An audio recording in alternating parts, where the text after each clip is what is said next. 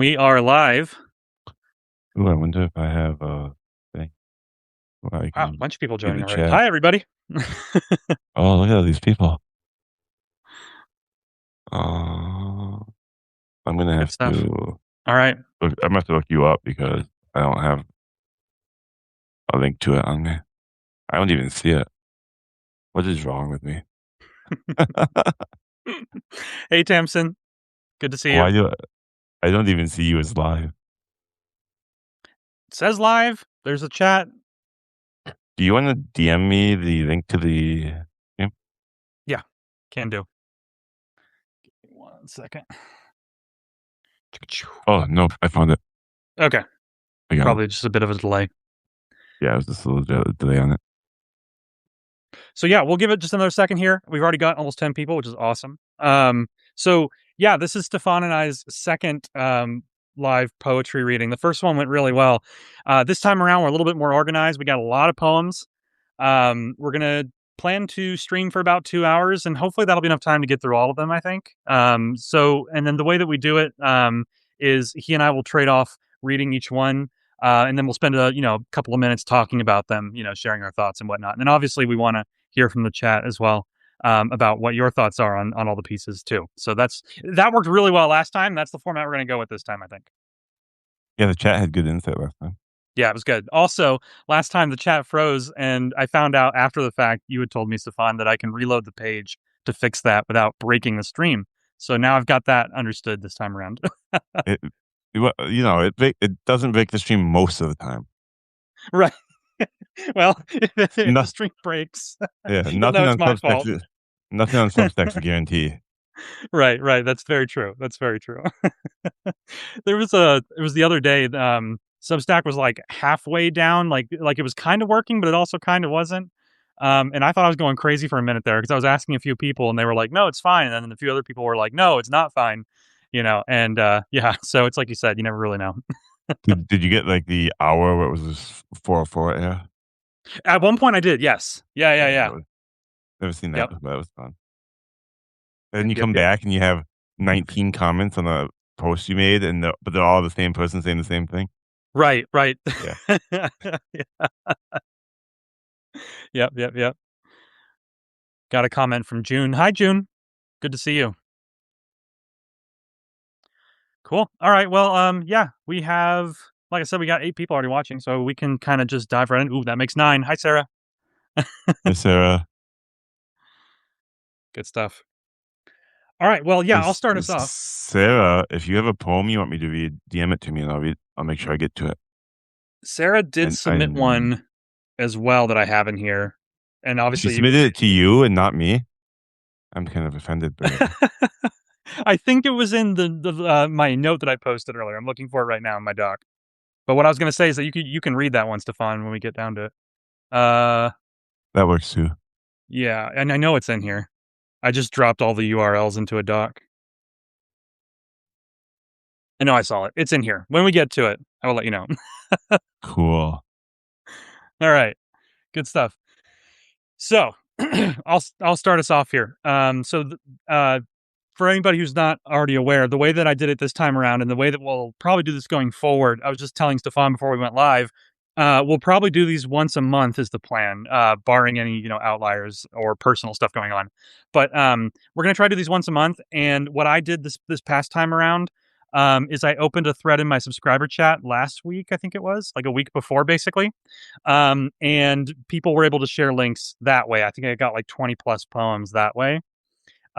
So yeah, keep an eye out for that. Like I said, we're going to try to do these once a month, and then at least a week beforehand, Stefan and I will put out something where people can submit stuff. So, just so you're clear on how it works. Yeah, I'll do a better job of doing that next time.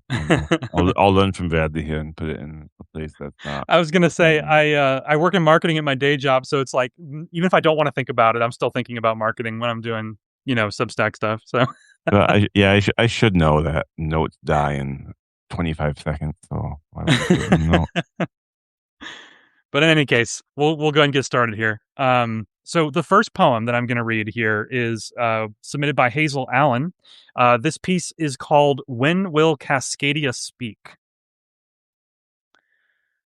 Consistently, Over each year, after each small tremble, a single thought lines my fears. Is it finally happening? The one to alter the landscape and level all of my region. It is said to be overdue, as laid out by historical evidence, once passed down through the tradition of oral storytelling, and one whose potential destruction cannot truly be reckoned or prepared for.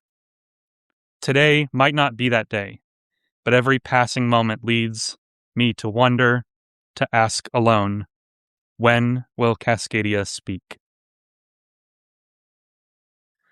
So that was, When Will Cascadia Speak by Hazel Allen. I'll jump in with my thoughts here first because I've read a lot of Hazel's poetry. What I really like about this one is it reminds me of when I was a kid. You know, I'm someone who's always struggled with anxiety, right? And it's always like the things that you wouldn't really expect to be worried about. Like, for example, this poem's about like a natural disaster that we know about scientifically. We know it'll happen one day, but we don't know when, you know? And when I was a kid, this was the kind of thing that I would, see on the news or hear my parents talking about, and I would like mentally latch onto it, and it would terrify me, even though I have no control over it whatsoever. Right. So, like, that was the first thing I thought of when I saw this. But I'm curious what you thought of this first one, Stefan. I had I I have a very strange thing I thought of. I thought of the Twilight, not the Twilight, the X-Files theme song. Okay. And that's because I got scared really bad in elementary school during a class. And when the first thing I came home to was the X-Files theme song playing on TV. And so I can't listen to it to this day. It makes me uneasy just to listen to the Yeah. theme song because of that. Hmm. That was the first thing I thought of is like th- uh, this almost this dread or this fear that's imposed by this random thought you're having. Mm-hmm. Mm-hmm. Because you're the it's not like a natural disaster is a it doesn't feel imminent Mm-hmm. normally. Yeah. And so that was just a weird thing that I thought of when you were reading that. The other thing is for some reason it gave me Cthulhu vibe. And I Mm-hmm. don't know why it gave me Cthulhu vibe.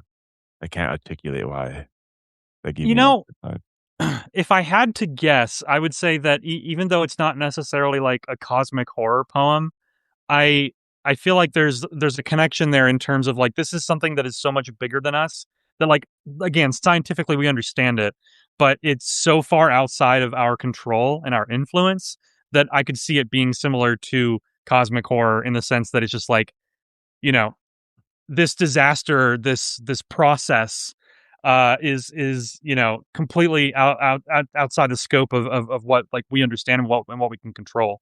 And so I think that that's scary, right? It's like that fear of the unknown, I think, is maybe where that's coming from. Yeah, that's possible. That's very likely. Yeah, no, that's interesting though. Uh, and it had the um it feels like the last sentence. The structure of the poem is similar to the one about that poem in the King in Yellow Mm, about the town. mm-hmm. And it starts with a C. The town starts with a C. Oh man, I can't. I'm blanking on it. I didn't get enough sleep last night. Yeah, yeah, yeah, yeah. No, I'm familiar with the King in Yellow, but yeah, the name is escaping me too. It's been far too long. But yeah, no, I like the structure there. I like the questions. It was interesting because there was a question after the first stanza, which is it finally happening? And then the last question, when will Cascadia speak? And I love that concept of like this disaster being Cascadia speaking. Like that's really cool. Like as a poetic metaphor, I like that a lot. Yeah, that is cool. Yeah, it's good stuff. It doesn't speak softly. I assume. Yeah, yeah, yeah, And yeah. No, it's and good. it doesn't say nice things when it speaks. Right, right. That was good. It was a great first one. Great, great, great first one. So, Stefan, if you want to go ahead and pull up one for you to read, we can do the next one. I have one by Dr. Mark Stevenson, Okay, and I'm gonna butcher some of the words in here because I don't think they're not a language I'm familiar with. fair. So I apologize in advance. I'm sure other people will know how to pronounce them because I've seen them around before. The coiling, twisting, Shub-Niggurath of eight-limbed, blood-circled face, envenomed, in a tiara of tentacles she comes. She comes sweeping the road, protectress of sacred right, and spreading hospitality over lands and seas in place of the sun's axolotl tree. In the divine oceans, the sacred flesh is supported by the net of man. Thorns, thorns filled my hand. Thorns fill my hands. In the divine oceans, the sacred flesh is supported by the net of man. His seeking rod, his glory, let him fill me. Let my prince fill me.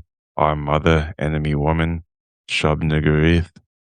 Our mother, enemy woman, Shub-Niggurath. Already the sun has declared his war. 3 moons pulled deep upon the divine oceans. Lo, let men be dragged forth. All shall be destroyed. Prayer to Shub-Niggurath, taken from the chapel by the sea. I'm pretty sure this is straight out of Cthulhu.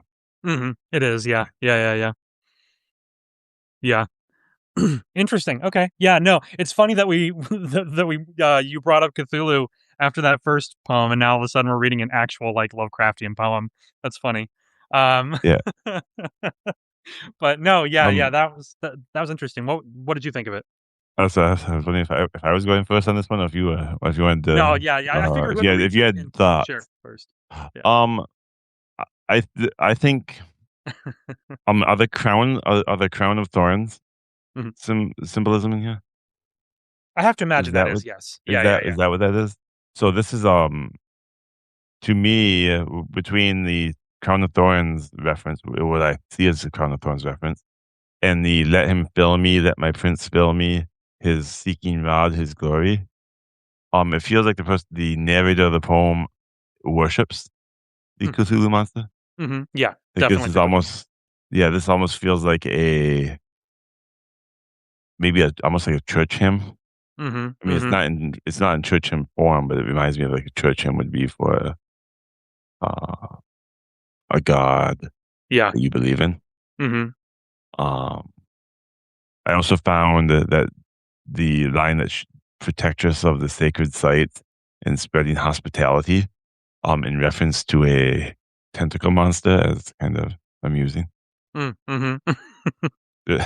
It kind of shows almost when you're if you get too far into a cult, you maybe twist reality to fit a vision. I don't know that the Cthulhu monsters protecting sacred sites and spreading hospitality. I don't know. I thought the poem was cool, but I think it flips the Cthulhu monster part on its head a little bit by treating it almost like a benevolent Christian deity.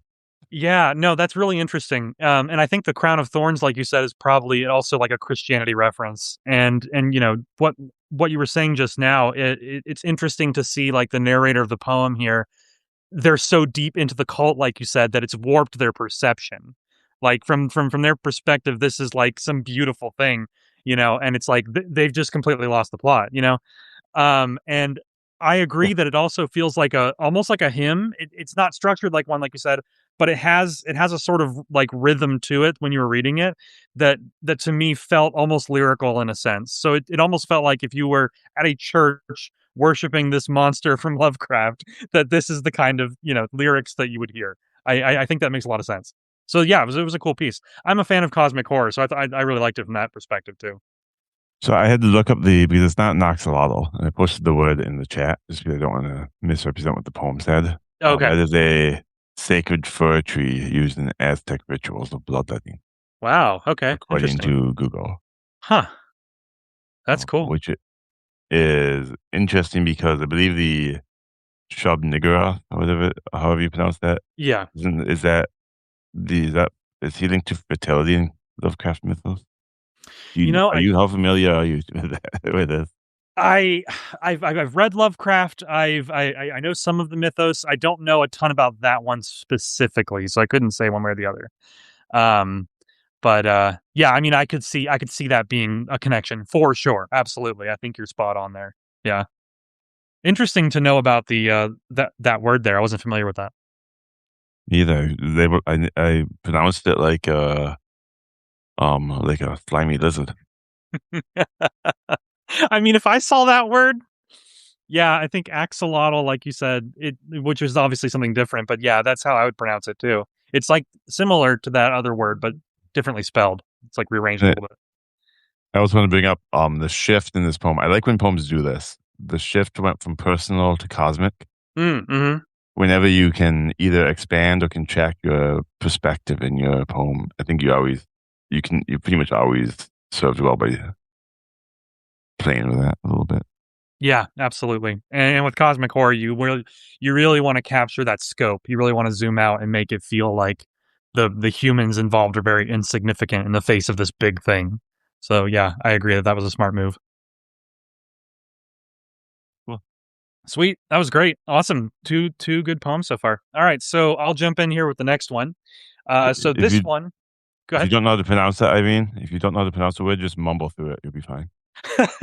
There is one in my list further down that uses some Aztec terminology. It doesn't use that word, but it uses words that I recognized. And I'm telling you right now, when I get to it, I'm gonna have to. I was trying to Google how to pronounce stuff earlier, but it needed more prep. Let me tell you right now. So, Yeah. um, but yes. So this next one here, this one's really good. It's called "Caged Smoke," and it's by Kate M. Sine, and it goes like this. Apparitions of verses fall, like pieces of cellophane, shrapnel of smoke, here, then gone. I am perched like an owl in my cage, with my pen, a talon, yearning to pin down lines like, break free from illusions. You speak through me like a god, or life keeps moving away until I have a fully formed soul again. And so that's where the poem ends. There's a little bit more in the actual post here about how this is part of the world or the Word Not World series, and it seems to be an anthology of sorts. There's some context there, but taking the poem, just by itself, I really liked this one because as I was reading it, I was pausing based on how it's structured here. There were certain words that were given their own line within the poem, like to create that intentional pause, which I really like. Like when I'm narrating something like that, it's nice to know what the poet wasn't intending with the rhythm here, and so that was really cool. I like the structure a lot, and then I just love the word choice. Like I don't think I can't think of a poem that used the word cellophane, but I love that how it says apparitions of verses fall like pieces of cellophane. Like that's a great image. And then I really like the next line, which is shrapnel of smoke. Again, it's just a really nice combination, and the visual that it creates was really powerful for me. And then I really love the ending too, saying how life keeps moving away until I have a fully formed soul again. Like this idea that this character is rebuilding their soul piece by piece. It's beautiful. I love the themes. I love the word choice. Honestly, I wish it was a little longer. It was pretty short, um, but yeah, it was Y- great. If they're all this length, we'll run out within an hour. Right, but it's Is good. that It's good. is it about resurrection? Is that what it is? I think that could absolutely be a theme of it. So let's see. I mean, the piece is called "Cage Smoke." Like at one point they're talking about how they're perched like an owl in a cage. They mention a pen as their talon and how they're The- trying to pin down lines. So it feels like a writer maybe trying to your point, it could be like a writer resurrecting themselves or their story or their voice, right? Because again, the ending implies that they're like rebuilding themselves. Um, so yeah, Well, it's so good. it for some reason reminded me of like an out of body experience. Mm-hmm. Like when Yep. when somebody's on the operating table and they're looking down from them from above. Mm. Like when Mm-hmm. they're an hour push on the branch. That's really cool. Um, Yeah. that's just what that reminded me of, and then it led into the soul. For some reason, so I went down the he's being brought back to life. Mm-hmm. Mm-hmm. Maybe I went too deep. I'm short on sleep, so if I go too deep with these, that's a good thing. I really do like when poems use monometer. Mm-hmm. off and on. That's a cool thing to see people do. I agree. I agree. And honestly, it looks like the chat agrees with you as well. Tamsin said that she loved that when you were talking about your interpretation just now. June also said that's what they got from it, was that it was a writer rebuilding. So I think you were honing in on something there with the resurrection, with the out of body experience. I mean, with poems, I think poetry is exactly when you should go deep with your interpretation. It's Yeah, the perfect time. a poem about an owl and a soul. I don't think immediately leads you to believe to think about operating table uh out of body experiences. But yeah, that's where my mind went today. I just love that poetry can be interpreted like that. It's why I love reading and talking about it, because it's always interesting. I found, and I don't have it in front of me, so this could be a diction issue. The enjambment Enjambment, yeah. used here it's used more here than in a lot of poems I've seen. What were Hmm. there, like 2 sentences in the whole poem? That's a Or there good were, like, question. 8 lines? Was there Yes. a period in the poem? Because There. it felt like an 8-line poem, and So there. Yeah, you were correct. It's two sentences total. The first one, two, three, four, five lines. that's a big compliment to you for being the periods well enough I could count them. Yeah, yeah, yeah, yeah.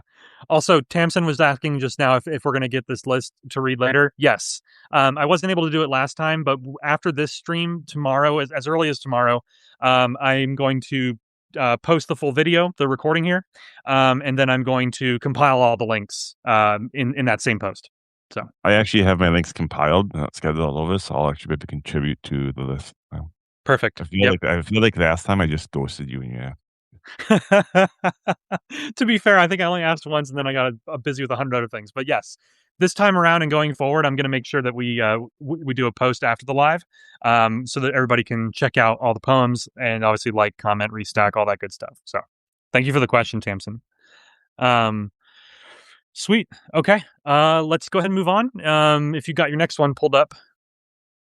I do. Oh man, you can tell I pull it up and You can see the light change. yeah, when It goes into light mode. I always get blinded. Right. Um, yeah. Okay. So this one is by Sage Taylor Kingsley, Mm-hmm. who subscribed to me today. This is a special one. This is a special place in my heart.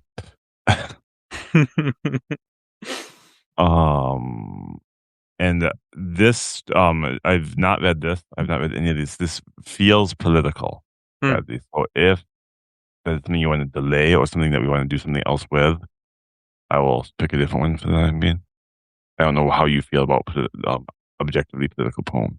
I think it's fine. I think it's fine. Okay. I want to showcase just a diverse range of stuff. I mean, I think it's good to let the audience know beforehand, just in case anybody else doesn't want to, be around for that one. But in general, I want to welcome all kinds of poetry. I know, for Okay. example, one of the ones that I got, I think, is similar, so it's all good. Okay. This is by Sage Taylor Kingsley, as I said. Our nation is not this Machiavellian machination.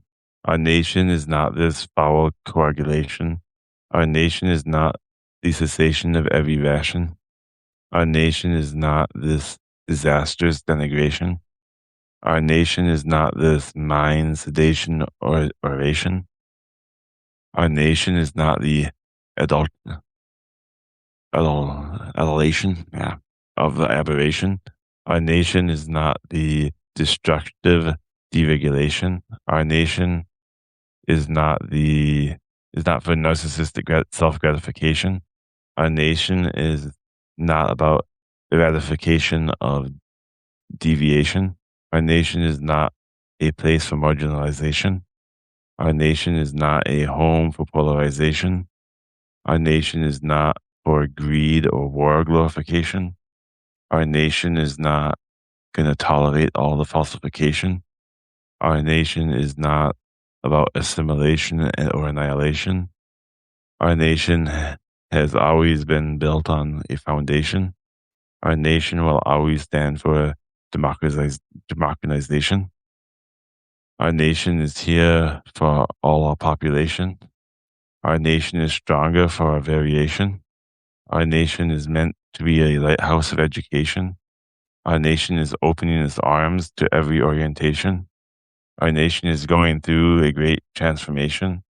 Our nation is counting on us to be the voice for liberation, for people, place, and principle. Mm, wow.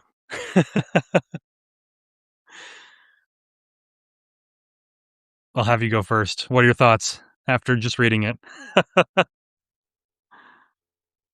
Yeah, they like to make me suffer on these. I swear, people are like, "Hey, this guy has a speech impediment. Let's feed him these poems." Yeah, that's what That was a suffer. tough one. I don't envy you. That was a lot of tongue twisting in there, as every root, every thorn said in the chat. Yes, it was a tongue twister.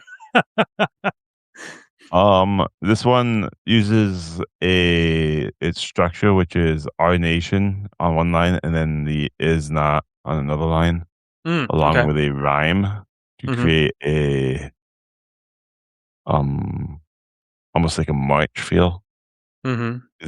to the rhythm on it. Mm-hmm. Um, I think the at the end there's the for people, place, and principle. This is a sacred obligation. I think this is a uh interesting ending. Because it shifts it from like an abstract. It does a similar thing to the previous poem, where it goes from this big abstract to this personal, Mm-hmm. going from the abstract of the nation to the personal of an individual's duty, Mm-hmm. um, which is kind of cool. Mm-hmm. Um, I also like this is really in the weeds as a poet. Um, there's a line is not about eradication of deviation. Um, Mm-hmm. they pretty sure they just made up a word, but and I don't have any problem with it because it's obvious that they need eradication and they're changing the way what type of speech it is, type of Mm, word it is. mm-hmm. But yeah, I'm pretty sure they just made up a word, which is funny. Yeah, that was I mean, right off the bat, the first thing that really struck me was the structure, like you said, the repetition of like this nation. And then just the complexity of the rhymes. My God, like that was super impressive. Like I just have to imagine that they had an entire thesaurus or dictionary, just flipping through it. It's like multi-syllable rhymes, like just really impressive stuff from a technical standpoint. Like that was crazy. But yeah, like you said, one thing that I really liked about it is that it had a natural kind of narrative arc to it. So it started with, a list of things that this nation is not. And then by the end, I found myself asking, okay, so yes, I agree it's not any of these things. How do we change it? Like what's the next step? What's the action to take? Like how do we bring this full circle? And I feel like the poem managed to do that really well. Like you said, it became about the individual and it came about like, very specific sort of next steps. But the fact that it was able to maintain that rhyme scheme all the way through was insane. That was really impressive. Uh, yeah, I thought the use of the rhyme was. I think the if they don't maintain that rhyme scheme, or they just don't, or they do full free verse without the rhyme, Mhm. I do think the poem stuff is greatly from not having that. I agree. Um, Yeah. so, and I didn't look. I don't think. Hold on one second. I'm gonna check. I don't think this is in Meta. No, it doesn't look like it is. I was like, I had wanted to go back and be like, "Ooh, did they do something crazy and put this in like iambic pentameter?" But they did not. Mhm. It already had a lot going on, so I think we can Yeah, forget about it. I'd have been very impressed if they put that into Yeah. form or meter. No, for sure, for sure. What did you think of the Our Nation repetitive at every other line being Our Nation? I thought that was good because I think it. it created it created like a almost like a marching kind of rhythm to it, like a like yeah, again, like it's like that call to action or like that like anthem kind of feel to it, you know? Like it felt like it was propelling the poem forward with that repetition while also bringing in the rhyme, you know, as well to kind of so it was like both sides were kind of moving in tandem. And I think it flowed really well as a result and it became more impactful because it was like really literally hammering the message home, you know, and I think in this case that was necessary. So Cool. awesome, awesome, awesome, and Technical yeah. break. Every root, every thorn says I appreciate the technical breakdown you guys are doing. That's because I don't want to go way off into the weed. If I I start like. talking about how this reminds me of a toilet flushing, people are gonna look at me weird. Bradley might not have me back on again.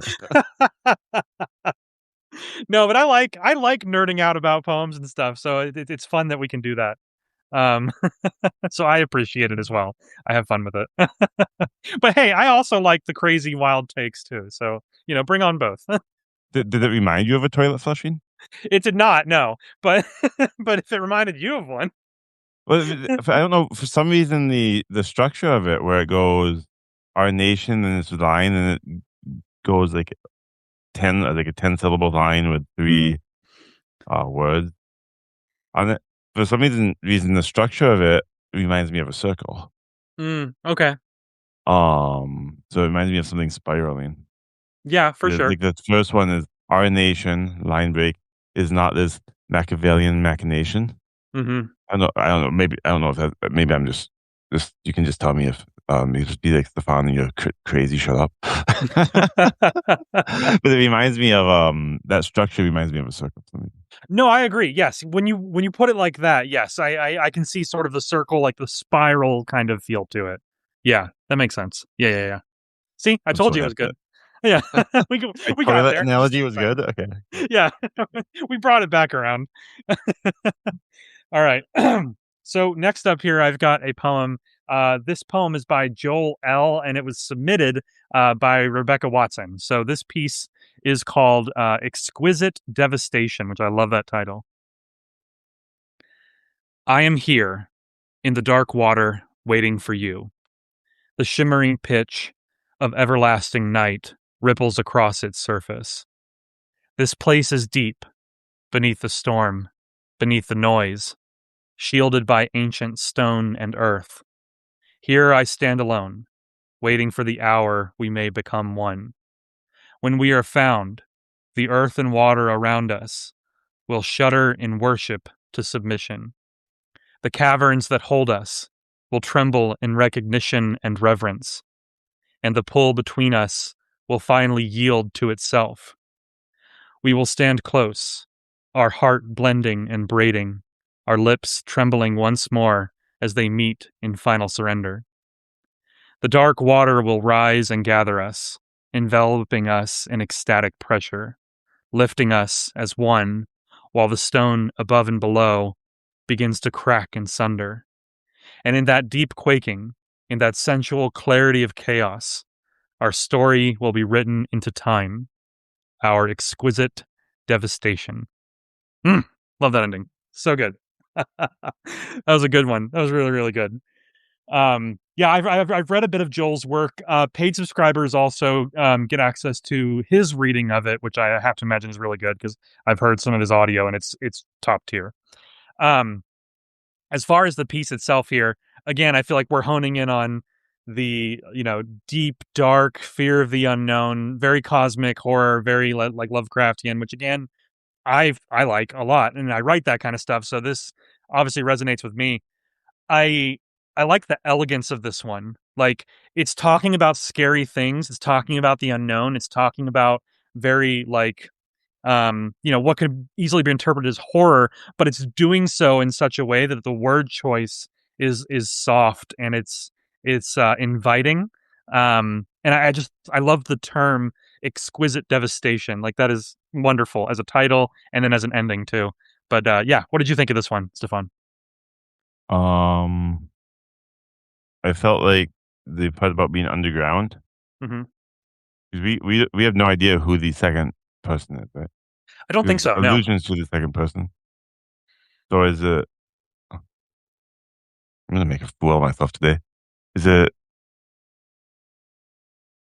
a couple? I believe it's a couple, yes. Yeah, I definitely got that feel from it. And I believe they're both somewhat human because they're both described as having like for example, there's a line where it says our lips trembling once more as they meet in final surrender. So like a few of the physical characteristics made me think that it's at least like human adjacent to these characters. Um So the devastation is some kind of like death, right? I think so. It's Like Romeo and Juliet. Like Yeah, exactly. Yeah. I think it's some sort of like cosmic meeting where they're trying to find each other, but when they finally reach each other, it will result in some sort of catastrophe. I think is what I'm getting from it here. Because for example, when it talks about them finally meeting, it talks about the dark water rising, gathering us, enveloping us, how the stone above and below begins to crack and sunder. It feels like the world is ending once they meet. So I think that's where the devastation, quote unquote, comes from. That's how I'm understanding it. So yeah. yeah, Uh but very very elegant. Like I said, I just really like how beautiful it reads, despite being sad and dark. But it's good. yeah, it feels like I wonder if the world ending obviously it's a poem, so nothing means anything, but that's that's not quite what I meant. That comes out weird. But like this the world ending to me strikes me as a metaphor for the end of of a love. Mm-hmm. It's where some people can feel when a true love dies, when like if you were truly in love with somebody um and then they die, there's a lot of instances where that kills the other partner. Mm, Is because you're so connected to the other person. mm. So I wonder if that's what the world ending is referring to. I think so. I think that's a really good connection there, and I have to imagine that's at least part of what was the motivation behind this. Yeah, and then I hearing your thoughts just now, it made me think why I like the title so much because the title is this combination of something good or beautiful, and then something terrible. Like exquisite is a positive thing, devastation is a bad thing, right? And so the themes here are kind of what happens when those two things clash, and I think that's why I like the title so much. The the cognitive dissonance of it. Right? Yes, exactly. Yeah. Hmm. Good Hello, stuff. Fern. Yes, very good. I like that Yeah. one. Good stuff. All right, cool. All right. Well, whenever you are ready, we can do the next one that you've got. This one is by David C. Roberson, and it's titled "The Bottom." Cool. Uh, Hitting the bottom is not what it sounds to be. The end of the bottle, the prick of the needle, the shine of the spoons, bubbling serenity. You're told once you've hit, there's nowhere else to go, and once you believe it, on the ground you'll roll. And you're told the world is a piece of your soul, for the wizard who sold your piece fill the hole. But believe all his warnings, utopia wasn't built without blood filling the gutters, staining the grout, spilling from veins, invoking tormented souls, with the whiners and weepers, and the widows and creepers, who rattle the rage with bright bulging peepers, who cry coarsely with no holdings to store. I don't want to fall no more. Bring me to soar on your score, where the grass is still greener, where the sky's blue is keener, where the quakes don't come till you are empty and leaner. Take me to your plane, where there is no pain. Do not disturb me, or the voices in my brain.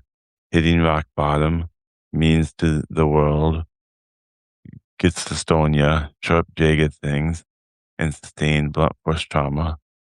They deny you your hope. Beg you'll do it again. They shrug, roll their eyes, write you off with a grin. But hitting the bottom can mean the last of supply. That it's time to start climbing back up towards the sky. Through the grit, teeth, and strain, and the mean mitt of death, clawing and squeezing at every short breath. Then you'll struggle forever, even once to topside, from memories relived, and the memories you hide. They won't let you forget, nor will they let you rest. We know what we saw in the shape-shifting hall, educational to correctional, with our futures forestalled. While the dead poets sang the words, "Don't you fall." But we fell and we failed, suspended, expelled.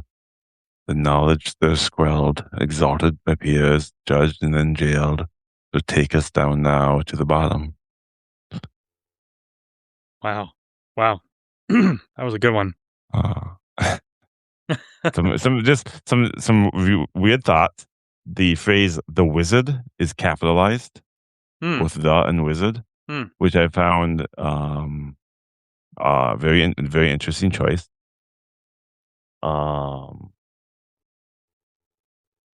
And this appears to me to be about addiction, and to me it feels like somebody writing a poem about being the stigma attached to alcoholism. Yeah. Yeah. And then there's the wizards seemed predatory. Yeah. To me. And then towards the set, I think it's like about 2/3 of the way through, the narrator relapses. Yeah, I caught that, yeah. And I'm trying to think else. I like I think the rhythm here is interesting. Because it strikes me there was was it 2 poems ago where it was like a heartbeat. Yeah. And this one feels like it wants to be the same thing, but I think the author purposefully breaks the rhythm to make it feel like an irregular heartbeat, which is probably connected to something they feel when they are deep in the bowels of the addiction. Yeah. But I want to call it the use of the word peepers. You didn't. So there you go. Yeah. Wanted to take a look at the chat here real quick before I share my thoughts. Who was the author of that one again that we just read? David C. Roberson. Okay. Yeah, that was really, really good. Yeah. And then another comment here was the first line from Sarah SMR. What was that first line? Hitting the bottom is not what it sounds to be. Okay, cool. Yeah. Yeah, I definitely agree with it being sort of a metaphor for addiction. Definitely alcoholism, but I caught metaphors to other types of, addiction as well, different drugs and whatnot. I think they mentioned needles at some point too. Right, exactly. And like so there's a line about spoons. Yeah, this was really successful in capturing the cycle, I think, of addiction. Where I love how like at the end there, as dark as it was of an ending, I love how at the end there it was talking about when you're at the bottom trying to claw your way back up to the sky. It's like this. It's just a cycle. It's like you think you can get out of it, you make it. It's like close to where you want to be, and then something will just knock you back down, and you fall all the way to the bottom again. Like that's how it works. And I thought the poem captured that really well. And I almost wonder if the poem having its rhythm change was potentially, maybe the author did it on purpose or maybe it was subconsciously, but I feel like changing the poem's rhythm is another metaphor to trying to break the cycle, again, like trying to change it and then, in this case failing. Oh, I can see that. Yeah. Well, it wasn't about the feeling of your heartbeat. It was about the cyclical nature of addiction. Yeah, like trying to And that's change it and maybe getting somewhat close to success, but then falling back into it again. Yeah, that was a really good one. I feel like it was very clear what the poem was trying to do, and I feel like it very successfully, you know, hit the message that it was trying to reach. It was really good. what did you think about the uh, bubbling serenity? The It was the end of the bottle, the prick of the needle, the shine of the spoon, bubbling serenity. Yeah, bubbling serenity. It made me think of two things. Number one, it made me think of like, yeah, alcohol, like how in the moment it makes you feel good, and honestly, in general, like anything that's addictive, like the idea is that it makes you feel good in the moment. That's why you keep coming back to it, right? Like it's you know there's a part of you that knows that it's bad, especially in the long term, but you just want that moment of peace, right? That moment where everything feels like it's okay. And so that's where I get the bubbling serenity. And then of course, another kind of thing that it reminds me of is when you're talking about, like, for example, like heroin, like the way they put the lighter under the spoon to melt everything and it kind of bubbles that way. I feel like that's another reference to, again, the bubbling serenity being the outcome. Yeah. I just learned a whole lot about heroin. But yeah, so in both cases, the substance bubbles is what I was trying to get at with that. So What do you think the wizard is? I feel like the What wizard is like a metaphor for addiction itself. Like it's this like in this case, the wizard is like this magical thing that's like promising you something that like let's assume that we're in our world here, right? And magic doesn't technically exist that we know of. So this wizard shows up and he's promising you this thing, and you want it so badly that you're willing to believe him. I feel like that's kind of where that was pointing to. Why do you think he capitalized it?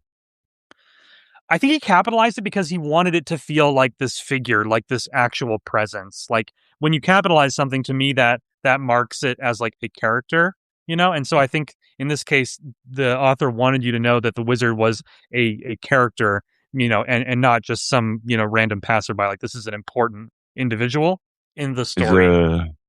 there an element of divinity assigned to it? They capitalized it. You think?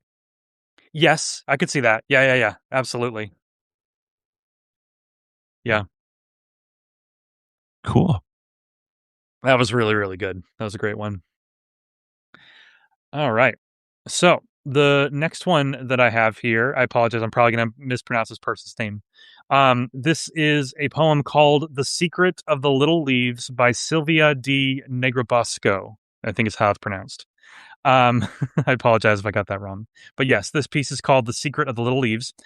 This one also, I thought this was interesting. It says it at the end, but this was a poem dedicated to their grandmother, who sadly passed away in 2023. So I thought that was interesting context for what I'm about to read here. But yeah, here is "The Secret of the Little Leaves." I wish I could believe in God, you said, once, sadly, clear of thought. You craved a refuge from decay that haunts us creatures of the clay. I wish I could believe. Yet you would look up at the birch. As always, nature was your church. It has those little leaves, you see, the rustling of eternity. I wish I could believe. Yet down from you was passed the gift, preserved through generations' drift, the secret of the little leaves, cognition of the threat that weaves the whole of his creation. The faith, though, you could not recall, lost in a thicket, grown in thrall, to threat, fear, fight, and victory, experienced ephemerally. There is no final station. And now, your life was quickly dimming, your hands too frail to start the trimming. It seems that dying is an art.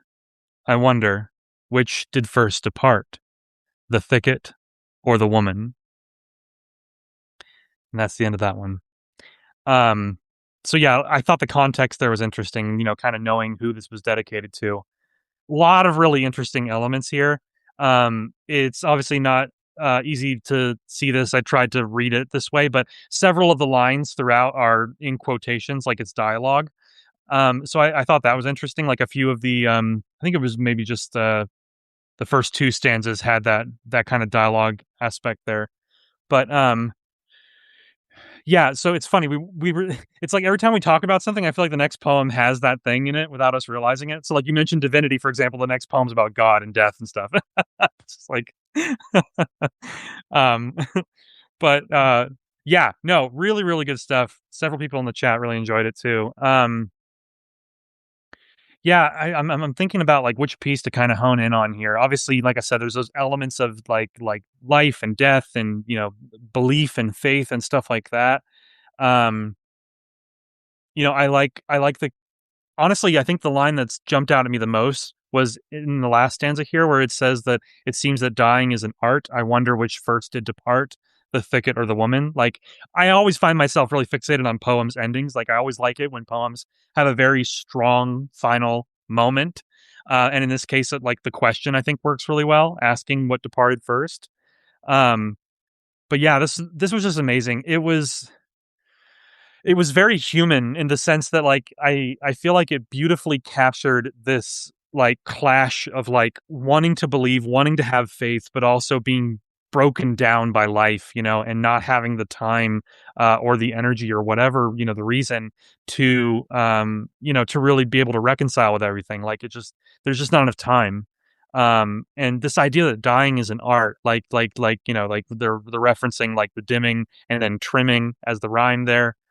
I don't know. It was beautiful. It captured like this descent towards not really acceptance, because I don't really feel like by the end it was really accepting the like the end or death in general. It was more just like just trying to reconcile with this sort of lifelong battle between like faith and reality and one's own sort of mortality is kind of what I got from it. But I'm curious what your thoughts are, Stefan. I know I'm rambling here. You, you can ramble. Um, I thought I came away with the same line, particularly the woman in the thicket Hmm. part. Oh, talking about going deep. Let's go. We can go deep here. Okay, so the thicket in Judeo-Christian tradition Hmm.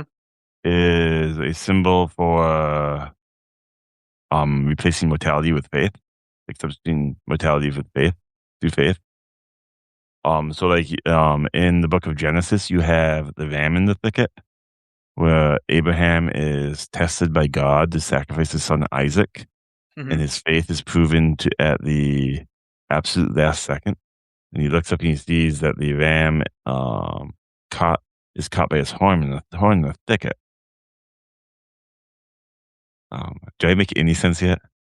If I don't make any sense, this might be a thing. So the thicket to me represents the tangled messiness of mortal life Mm. and the danger within it. And the Mm. faith is what provides a way out of that tangle. Got it, got it, got it, got it. Yeah. No, that makes sense. Yeah, yeah, yeah. It's almost like to like create another metaphor, it's almost like, the faith is like a lighthouse and life is like, a ship in a storm, and it gives you like somewhere to go, to focus on, to kind of get past all of the things surrounding you. Yeah, yeah. I think you got it there. And the woman is the ultimate act of faith, because if you go to um I'm into like world building, so the fact I know this much about Christian mythology is kind of scary. But if you go to the New Testament, there's a woman who goes to the tomb of Jesus facing questions about mortality. Mhm. Um, and she ends up being one of the first witnesses to the resurrection. Mhm. And the woman stands at the boundary where human mortality meets divine faith in that story. So I wonder if the woman here, I feel maybe this is just um my maybe this is a bias I have, but I feel like the woman and the ticket are both spiritual allegories to humanity's struggle with death. Mm-hmm. I would absolutely agree with that. Yeah. Yeah. Did I go too deep, Bradley? I can. No, no, no. I like that. That was really interesting. Yeah, because clearly this was inspired by some elements of Christianity and stuff. So like, yeah, yeah. Your knowledge here was perfect. I thought that was really interesting. Yeah, I think that's what I took away with it. I was Yeah. kinda I'll be completely honest, when that line happened, I was the rest of the poem kinda it left the building. Mm, that can So I happen. I was so enamored with that line that, Mm-hmm. Mm-hmm. uh, yeah, I would be lying if I said I could have, deep thoughts about the rest of the poem. No, no, that was great. That was really interesting. Yeah. So yeah, we're just. I mean, I swear these poems are incredible. I was looking at the submissions earlier, and I just it's amazing how many poets on Substack here are putting out just incredible work. Everything we've read so far tonight has been absolutely amazing. Um, Do you think there's in that poem, um, is there more to the woman as far as the ability to bring mortal life into the world?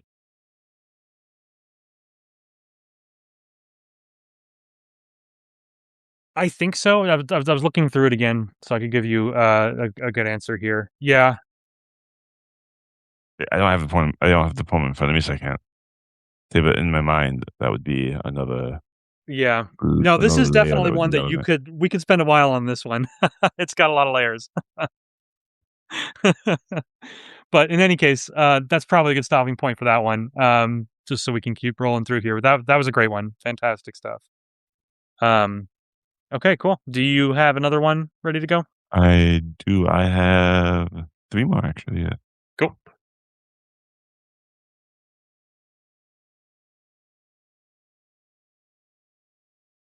This one is called God is a Woman. It is by Tavis Ferguson. Hmm. Um, and it has a very interesting image of silhouetted women wearing cowboy hats. Okay. Yes, it got us in the mood here. Okay. And this is by it's Tavis Ferguson, in case I didn't say that. Before I knew theology or the politics of reverence, I knew the woman, my mother, holding the universe together with one tired hand and a cup of coffee gone cold. My grandmothers, architects of quiet survival, teaching me that strength sometimes wears curlers and sometimes wears grief. The teachers, the nurses, the women who raised their voices when rooms full of men mistook silence for permission, long before charts and statistics, before hashtags and holidays. I noticed something when the world cracked open. It was a woman who stitched it closed. They carried the stories to the bones. In the bones, they held families like fragile glass. They forgave things history will never apologize for. And somewhere between the radio and the grocery store parking lot, a pop song drifted through the speakers, a voice insisting with celestial confidence, God is a woman. And I thought, well, yes, of course. Who else could hold this much creation in their hands? Who else could survive this much gravity and still choose tenderness? If divinity means power that heals, love that refuses to disappear, and the quiet miracle of standing back up again, then the evidence has been around me my whole life. And the woman who raised me, and the women who inspire me, and the women I will always defend when the world forgets what they carry. So today, on International Women's Day, I say it plainly, not a metaphor, not as flattery, but as observation. Ariana Grande was onto something, because if the sacred walks among us, I have seen her, and she looked exactly like the woman who taught me how to love the world. Hmm. And then this is dedicated to a group of women who shaped his life. By the looks of it. The Hmm. end. Mm-hmm. Mm-hmm. Wow. Um, I think this goes back to when we were talking earlier. You had mentioned how we seem to repeat things from poem to poem, Yeah. And I just spent like 10 minutes talking about women and the symbology of women in Christianity Yeah. not that long ago. Um,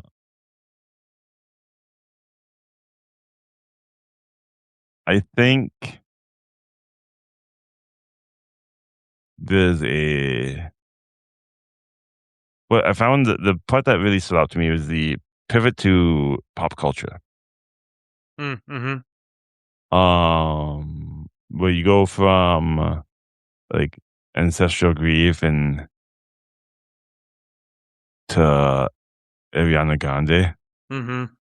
Uh, I found that like kind of I don't want to say weird because weird has a negative connotation. I don't think it's negative, but that surprised me as to what they were doing there. Um, Mm-hmm. and then they conclude the last stanza uh with the line power that heals, love that refuses to disappear. Um, to me, that comes off as a reference to theology Mm-hmm. and protectiveness. Mm-hmm. And I think that's mostly what I took away from the poem was like a like a mother's protectiveness. Mm-hmm. It's, but I would be interested just to hear what you have to say about the pop culture pivot. Yeah. I'll start with that, and then I'll kind of share my overall thoughts. I think, from a first impression standpoint, I feel like the shift to the pop culture reference, I think I understand what the author was going for there, but I will say that it was a bit jarring, I think is the word I would use. Like, just tonally, it was a unexpected shift. But I think what the author was most likely going for is that the poem kind of, started out with this very grounded sort of real world like scenario, and then it kind of got more existential as it went on, right? And I think that shift with the pop culture, it was meant to bring us back down to earth again, and pull us back into like the real world, if you will. So I understand the motivation behind it, but it was a bit jarring. Like, I was like, "Wait, what?" For a second, I thought you had finished reading it and you were reading something else, like the poem had ended, you know? So that was a little, that was kind of out of left field. But like I said, I think I understand what the motivation was there. Now, overall, I loved how this poem, it really captured this idea, that is, and I'm kind of speaking from my experience here, but I feel like this is a pretty universal thing. It's like when you are young, you see your parents as these people that are superhuman, right? Like you see them as like, not gods per se, but close to it, right? Like they are, like in your eyes they can do no wrong, right? And then as you get older you realize that they're human like you, and so on and so forth. That's a different tangent, but the point is, I like how this poem captures that almost like superhuman, like divine element to how a child sees their mother, right? And honestly, yeah, I think, if I'm being honest, I think from a cosmic standpoint it makes complete sense that God would be a woman, right? Just because like that's the kind of, like that's the kind of energy that mothers bring to their children who are their whole world. That's their whole universe. You know what I mean? And so, yeah, like I really like the way that the poem draws a line there, and makes it feel very, very personal while also feeling grand and cosmic in scope as well. Like, it really totes that line nicely. Pop culture shift. Notwithstanding. But overall, it was a really great poem. I like that one. That was great.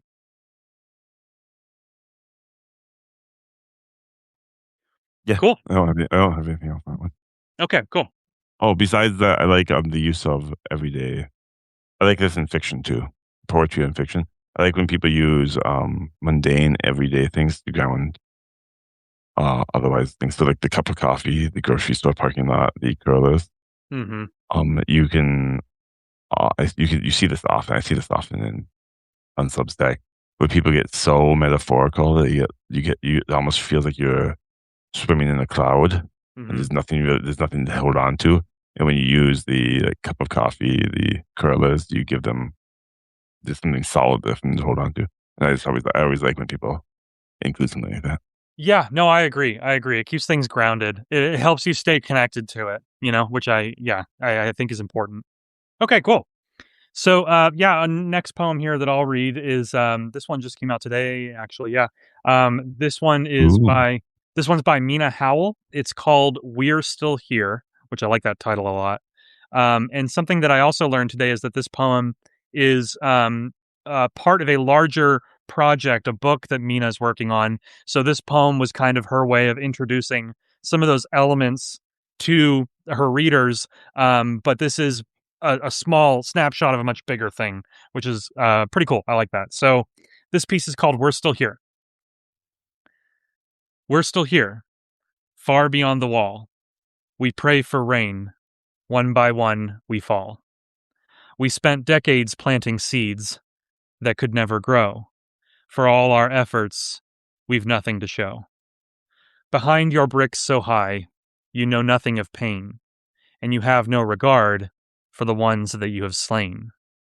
We hear your cheers echo over the sand, but do the others know they're also in the wasteland? You locked away our voices, but you've only imprisoned yourself. We remain free outside your lie, never to be stuck on the shelf. We're still here, far beyond the wall. We pray for justice. One by one, you'll fall. Good stuff. Also, once I post these links tomorrow, the image here is really, really cool. Be sure to check out this piece, even if you don't want to read it again. The image is really cool. But yeah. So like I said, having the context, knowing this is part of a bigger idea, there's a lot of interesting threads here that she kind of hints at in terms of the current state of the world, the state of society, the way these characters are being treated, and like kind of their current sort of mental state, and then obviously a very ominous ending there with justice, and then one by one you'll fall. So yeah, I thought this was really good as a standalone poem, but I was very happy to hear that it was a piece of something bigger, because I felt like it was hinting at a lot of things, that I'm sitting here going, okay, what is all this? Like there's clearly more to this, But yeah, as sort of a poetic teaser to a larger project, I think it's fantastic. What did you think of this one? Um, I think it was. I don't. Uh, I hate to be negative. I don't share your opinion that it would make a good standalone home. Hmm. I felt like it was missing something. What do you think it needed to work as a standalone piece? I'm curious. I don't know what the. I guess I just don't know what the point is. Okay. Like, I don't know. Like, maybe I missed it. Maybe it is harder when I'm not I don't When have you're the not poem in looking at front of it. me. I'm not looking Yeah. at it. I'm listening to you trying to put it together. So Mhm. if you feel differently, I would definitely defer to you. But I don't see the point. Is the point rebellion? Like, I don't know. I don't understand. I think it's rebellion, and then it's also, I think, a big theme that's going on here is basically trying to regain your own sort of I'm trying to think of the word, but like basically kind of regain control over the situation. Like this reads like somebody who is fed up with the situation, and this is like their way of declaring, like, this is what's wrong, this is what you've done. Like it's like listing grievances, and then it's like, Mhm. and this is what we're going to do about it. So it feels like the prelude to something to me, which is why I think it works. If it's But about that's how I read it. if it's about rebellion, what do you make of the being on the outside of the wall at the end? Yeah, so it seems like this character, if we kind of analyze them for a second, it seems like they've been ostracized, and they're not alone from the sounds of it, but it seems like they've been ostracized from society. But it's one of those things where it's like they don't want to be a part of that society. Like they're obviously angry that they've been exiled, but they don't want to be a part of what's going on in the walls either. They want to see it all come crashing down so that everybody can have a better future. So that's kind of where I was taking it with my interpretation. Yeah. Okay. I didn't. I thought it was about rebellion. Yeah. Um, I didn't. I guess I didn't. catch the XL part. Yeah, it was subtle. So, like, for example, and again, this is a lot easier when you're looking at it, like you said, but like the stanza before the end, it said, "You locked away our voices, but you've only imprisoned yourself. We remain free outside your lie." Like those lines in particular kind of spoke to me as like this character has been separated or exiled or ostracized, like I said. Sure. Yeah. Yeah, yeah, yeah. Um, June says the saying they're fed up being treated a certain way and the time for change. Yeah, exactly. Yeah, yeah, yeah. Yeah. So again, it feels like a prelude. I think that's why I felt like it worked on its own, but I obviously your opinion is also valid. That's why I was curious to know kind of your thoughts on it. My perspective is that this felt like a prologue to something larger. But I think Yeah, it's hard. It's hard to make it work on its I own. Yeah. yeah, I share your opinion that it feels like something like a lead into something larger. Yeah, It for sure. feels like something I would see at the very in like a montage at the very beginning of like a movie Yeah. where the camera's fading backwards as it shows the people on the outside of the wall. Yeah. And it's probably in like a dune style desert and they're about to get eaten by a 60-foot worm. But we No, for sure, though, you're absolutely right. I could picture this being like an opening montage, like, kinda setting the stage. Yeah, that makes sense. Yep. Okay, cool. No, I really appreciate your thoughts on that one. I like hearing the you pers you appreciate my thoughts of I didn't get it. No, no, I just was curious about, like, your perspective on, like, if you didn't get it, why didn't you get it? And obviously we talked about that, so I appreciated that. Yeah, the wall scene at the end threw me for a loop. Okay. I probably would have come to the rebellion thing as more concretely, Mhm. but the wall thing at the end is like a rebellion doesn't involve you being on the outside of the wall. That's a good point. Okay. Yeah, yeah, I see where you're coming from. Yeah, the final stanza there, "We're still here, far beyond the wall. We pray for justice. One by one, you'll fall." It's two different things, and it's like, how are they going to rebel or enact change on the other side of the wall when they're on the outside? Like it's disconnected, right? And obviously that's a question I assume the larger story will answer. But yes, I definitely understand where you're coming from there. Yeah, but otherwise, yeah, I'm sorry, I don't have deep thoughts in this one. No. There's no Christian symbolism for me to Yeah, yeah, evoke no. here. Yeah, no mythology to pick apart in this one, in particular. That's fine. All right, well, let's go ahead and pull up your next piece then. We'll jump into the next one. Okay, so there's I have a disclaimer for this one. Okay. I asked Labyrinthia Mythweaver to write a poem for this specifically. So this poem was written specifically for this live, and uh, it was inspired by a poem I wrote. Okay, cool. So Exclusive. it's an exclusive. Well, Yeah. she did release it, so it is. Okay, well. It's not. It is no longer exclusive. Fair. It could have been exclusive, maybe. It's called "The Art of Observation." Mhm. Gaslight burned through London fog, a subtle drifting glow. The crowded details filled the street, things only I could know. My coat felt just a bit too tight. The ladies chatter swelled.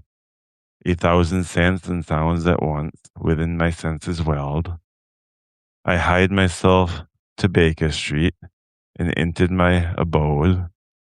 I gathered my syringe and pierced my vein until it flowed. At once my mind was blissful clear, my purpose thus returned. I called for Watson double quick, the paper had been burned.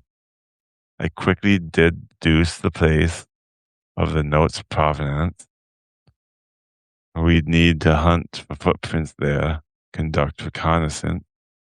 Come, Watson, come, I called aloud. The game's at last afoot. We hurried back to Charing Cross to scrutinize the soot. Thus was the murder swiftly solved. We tracked him to his den and summoned good old Scotland Yard. I solved it yet again. Hmm. And this is, I think this is obviously a Sherlock Holmes poem. Mm-hmm. Yeah.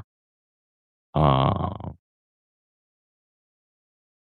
I like the rhythm here, as it reminds me of like a rattling sound, which I Mm-hmm. think feels um like 19th century London. Mm-hmm. Mm-hmm. Uh, there's a lot of imagery here that's um reminiscent of the genre and the source material. Mm-hmm. Um, I like the subtlety. Well, the interesting part to me is I didn't know that Sherlock Holmes was a drug addict until I read this Mm-hmm. poem with Mm-hmm. the syringe. I don't know if that was what she meant there, as I haven't had a chance to ask her. And I must not be familiar enough with Sherlock Holmes. Um, and then I like that she wrote it in, I believe this is in um the form of a ballad, Mm-hmm. which is, I think this is the first metered poem. Right? I think so. We've read. Yeah. Mm-hmm. So I like that. And then the paper had been burned. That strikes me just as so much of a Sherlock Holmes clue, like something Mm-hmm. so mundane and kind of weird off the wall that you wouldn't think means anything that he figures out. Mm-hmm. Any thought? Yeah, no, I don't think I've ever encountered a Sherlock Holmes like style or inspired poem before. I'm trying to think if I have or not. So that was really unique. I thought the premise here was really unique. And I liked the rhythm of the poem as well. I feel like it captured the atmosphere and the time period well. I liked the rhymes a lot. There were some really clever rhymes in there. Um, and I liked how very much like the Sherlock Holmes like BBC series with Benedict Cumberbatch. I like how the poem here took us through the thought process of Sherlock Holmes. Right, like I like media that gets inside of his head because the way he thinks is so much different than most people. Right, and it is very much like observation based and seeing things that would look completely mundane to someone else, but to him it's a whole clue. Right, and I feel like the poem captured that well. Those details. That was nice.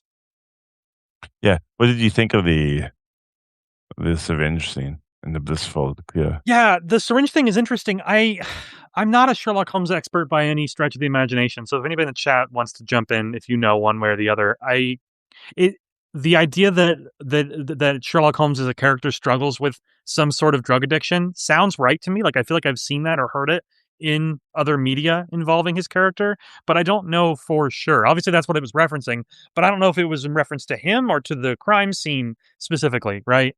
Um, Okay, yeah, Mary Ellen confirms that he was a drug user.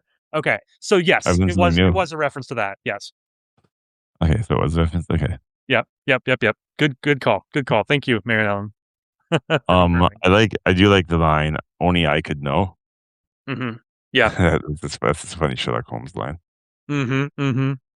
Yeah. Yeah. The idea that like he thinks differently than most people and he knows it. That's part of his character, Yeah. Yeah. Good stuff. Really, really good. Now you said that piece was inspired by one of yours, is that right? Yes, and I have that one on my list. That's the one I'm gonna give. I'm gonna Oh, you're gonna read it at the end, yours? Or No, I'm give gonna to give me to it to read? you to read. Yeah, yeah, Right, right, right. absolutely. So Cool. you'll Okay. see you'll see the poem that this was inspired by. That this Awesome. inspired. No, that inspired this. Wow, I can't talk. Inspired this one, yeah. Good stuff. Okay, great. Awesome. Yeah, I'm looking forward to it. Okay. Well, I'll jump into the next link that I have here. This next poem is called Look It in the Eyes by Jake Gardner. Where is the pearl within this storm? For grace or fortune sought to soothe the agony of unrelenting cannonades, balm the wind-burned flesh, and still the roiling sea. If it is me, I will become it. But if it is us, then what is left? Because we say the things we can do, and the things we will remain undone, unsaid. So here, watch me slip o'er the gunwale, lower my feet to glassy gray. We'll never see it with our eyes closed. If we don't speak, we'll never say its name. And it must be roared, must be wept, must be spat with loathful shame. Fill your lungs with the fear and the sorrow and the ticking, ticking rage, and scream until it hears you. Wake it before you kill it. It has to see your face. Really, really dark at the end there. Um, this is interesting. I was trying to figure out kind of what the metaphor is here because there's several different elements going on. Um, I I like the flow of it. I like the rhythm. It's very short lines, but I like that it hones in on some pretty powerful imagery, and then this concept that whatever it is, you know, you have to wake it up before you kill it. It has to see your face. The line "ticking, ticking rage" I thought was really, really good. Like just as a way to describe like the building of rage and anger. I'm just, I'm not sure what the exact metaphor is. I haven't figured that part out yet. It could be a lot of things, honestly. But yeah, from a structural and kind of word choice and technical standpoint, um, I liked how atmospheric it was. Like it really kind of created this like uneasiness towards the end. Like what is this? Why does it have these rules? I don't know. It was interesting. It felt very introspective. I think that's part of it. Like whatever this is, it's like a part of this character, or it's like an intrinsic part of what we're talking about. Um, so yeah, really fascinating stuff. And again, like I keep coming back to the ending, like I usually do with poems. But yeah, that ending was fantastic. It has to see your face. That's really interesting. What did you think? I I think it's I agree that I think it's looking into it's an interior looking poem. Mm-hmm. Like thing. I wonder if it like I think it's obviously in the demons. Mm-hmm. I wonder if there's is there an anger management issue? Could be. Yeah, with the rage. Yeah. Yep. Yep. Um, I agree with the chat. It does feel like a riddle. It does. I saw that. Yeah, it definitely feels like a riddle. Yeah, I think that's why I was trying to like figure out, what it could be. Yeah, And June says it yep, seems like facing a fear. Yeah, that yeah, makes sense. I, Yeah, I, I like that. I like that one better than my explanation. I mean, I think like wrestling with internal demons is also fair. It's definitely like a conflict, and I think as we've established, like an internal conflict. I was looking at the comments to see if there was any discussion about what it I, could be. I do wonder if it could be regret. Interesting. Like over like you like the thing the it is the regret of a past deed that they're trying to. Yeah, like thinking about it through that lens is interesting because you have to scream until it hears you. You have to wake it before you kill it, and it has to see your face. That all tells me that you have to like confront it head In on in front of order regret, to yeah. yeah. So regret makes sense. Yeah, yeah, yeah. Or facing a fear, like June said. Um, yeah, it's just powerful the way that it speaks directly to the reader. Like it's giving you instructions. I thought that was really, really well done. Yeah, that's really cool. Really, really cool. I love the range of everything where we get here. Yeah, you got everything from Sherlock Holmes to the demon. All kinds of stuff. We keep it light on these streams. Yeah, it was nothing but smiles and happiness around. Yeah, Right, right. Yeah, June says what got me was the beginning, what you can do alone versus with people on your side. Yeah, that's interesting. Yeah, yeah, yeah. Because there's that shift a little ways through the beginning here where it says, if it is me, I will become it. But if it is us, then what is left? Like, gosh, that's a good line. And then it goes on to say, we say the things we can do and the things we will remain undone, unsaid. So, yeah, it is kind of playing around with that individual versus the larger collective. I didn't even think about that until June said something. That's good. That's really good. Man, that's a good poem. we do. I agree with Tamsin. We need some cozy fantasy. Yeah, yeah. We're gonna have to maybe I was thinking, and I'd be curious what the chat thinks here. I'm just brainstorming off the top of my head, but maybe since we're planning on doing these live poetry readings monthly, we could try Should and decide on themes, yeah. right? So like one or one could or be a prompt. yeah, or a prompt. Yeah, a lot of ways we could take it. If anything, I'm a big fan of just mixing it up, so we could just try a few things, see what happens. Although if we do a prompt, it should be vague enough that you can take it in a lot of ways. because otherwise you're going to hear us repeat the theme. But this one's about eating broccoli. Well, that's because the prompt was the poem about eating broccoli. Yeah. You know what I think would be good for that? Because I do agree with you, especially as someone who's done a lot of prompts on Substack. That is a very careful balance to strike. Um, we could come up with several prompts between you and I, and then maybe do some polls where we let people vote on which one. Because again, it's hard to strike that balance of what's possible versus not creating a bunch of the same thing, you know? Yeah. So yeah, I agree with you. Good stuff. Okay, well, keep that in the back of the mind. That's good stuff. But Um, yeah, let's have you read the next one here. okay, this one's by um, Nova Heart. Mhm. And this one, she sent me a DM about this one. She said I should mention that it's inspired by Baldur's Gate 3 spells. Okay. But I'm not like a wizard that knows secrets I was actually just told. But okay. Dissonant whispers swirl in my ears through dancing lights and flaming spheres. It windwalked in gaseous form, with mirror image my mind adoring. A phantasmal killer with thunderous smite, its cloud of daggers granting flight to heal or harm my burning hands. This bone chill divine favor stands, a lunar man from saloon's dreams, a shield of faith and bright moonbeams. These hypnotic patterns drive thorn whips. The black war's guiding bolt comes and hits. A hellish rebuke and snaring strike. Entangled dark vision's sacred flame plight. My flesh to gold, a chromatic orb. A polymorph change from artistry of ward. No shocking grasp or hail of thorns shall remove this curse of shit scattered, shattered scorn. So I have probably more to say on this than I maybe should. Um, where do I want to start with this? Okay, so I think, oh man, I was just negative on the phone. I feel really bad. Uh, I think this is incredible. The difficulty of which this poem was written, having to use no less. I think I counted more than 20 very specific spell names. Mhm. Mhm. All some of which, a lot of which are two words or compound words, and they give you a message through that poem is like it has to be like 90% spell names. It's And yeah. they somehow write a message that's not related to the game it's based off of.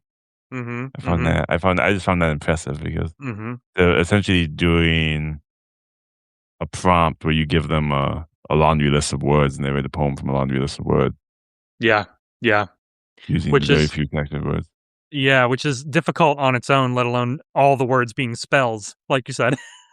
Yeah, all the words being spelled. So I Yeah. thought that was very interesting. Um, I like how it was.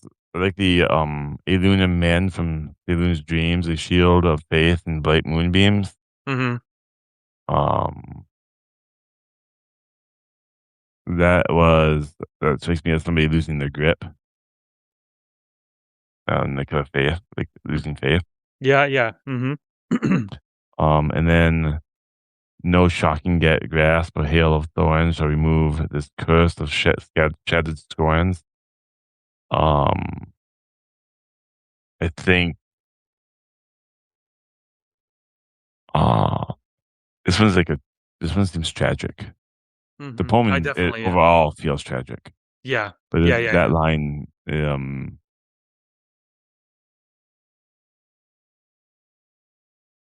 oh, is this okay? Um, mm, I believe this is. I'm going to go deep here. Is this about a parent who lost a child? That's an interesting question. It could be. I don't think it offers enough detail into the tragedy itself to say exactly what it is. Like to me, it was more like just an overall sort of like the message that I take away from it is that this character has all this magic, all these spells, all these incredible things that they can do, but none of it will fix what is actually wrong, right? I think that's kind of the takeaway that I got from it. Maybe it's Um, just me being a parent that I of mean, yeah, yeah, when yeah, I yeah. see a tragedy, and I just immediately go to what would pain me the most. Yeah, no, for sure. And in that case, yeah, absolutely. I think that could apply for sure. I was just thinking that the actual poem doesn't seem to indicate any specific tragedy, but it seems to be some sort of emotional trauma that none of these things can fix, despite being incredible magic. I think that's kind of the takeaway. At least that's what I got from it. But yeah, Yeah, the use of the spell names is amazing. I've played through Baldur's Gate 3 once. I was just trying to see if I could spot. I don't think I can spot all of them. yeah. 'Cause Just yeah, in to heal or harm my burning hands. Burning Heal, harm, Hands. and burning hands are all spells. Right, right, right. Okay, Healer Harm, Burning Hands. Yeah, More than half that line is I I recognize Hellish Rebuke because that was a spell I used when I played it. Ensnaring Strike, I recognize. Chromatic Orb. I feel like that's a spell. Um, yeah, that's a spell. Hail of Thorns. I feel like is definitely a spell. Sorry, I'm nerding out here for a minute. Um, Yeah. No, it's cool though. Yeah, Nova Heart really did something really impressive with this on a number of levels. But yeah, incorporating the spell names, I think was that made the gamer in me very happy. Yeah, I was happy, Yeah, it and was good and stuff. um, I was impressed with the use of just how many spell names they fit in. Yeah, no, for sure. Really good stuff. Really, really good stuff. I also feel like all those spells are also spells in just the Dungeons and Dragons universe. So I think even people who haven't played Baldur's Gate 3 can still recognize a lot of this. Cool. Awesome. Yeah, that was a really cool one. Very unique.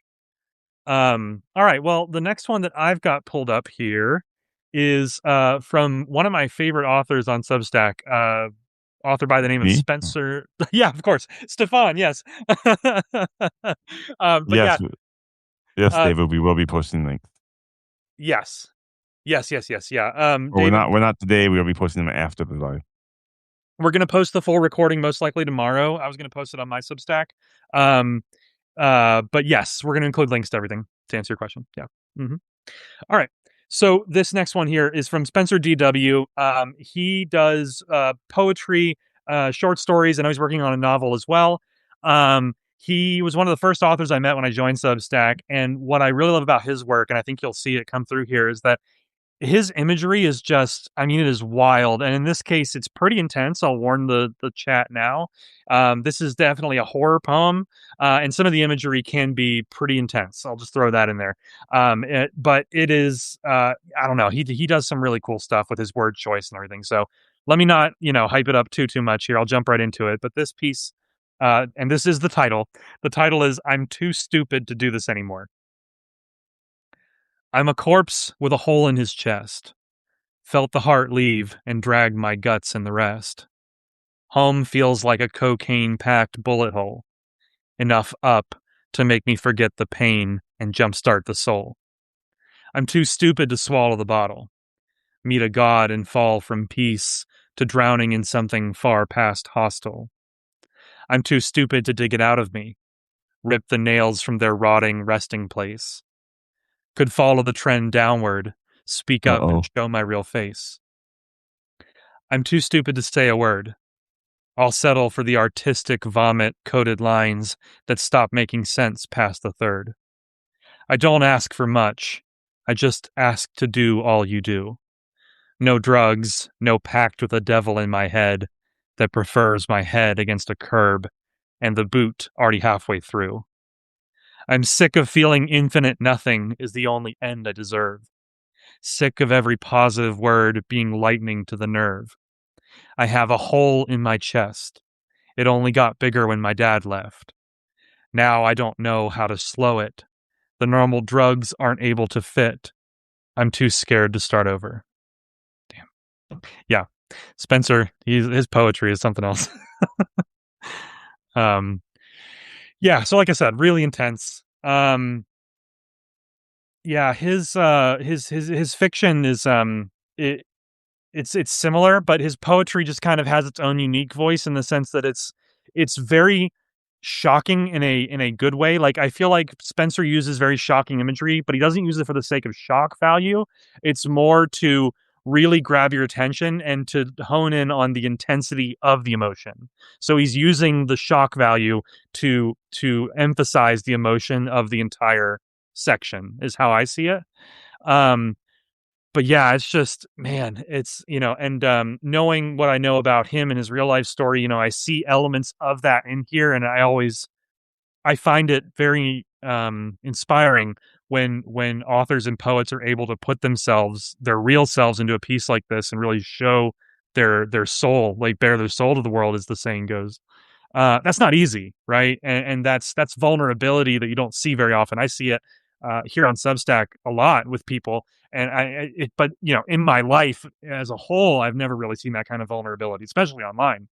Um, but yeah, I mean, I could keep going. I'm a big fan of Spencer's work, and he like a lot of authors, he doesn't see his own genius, right? So like anytime someone compliments him or whatever, it's like he has a hard time taking it, and he'll often kind of throw out a joke or like some self-deprecating humor, and I think a lot of people can understand that.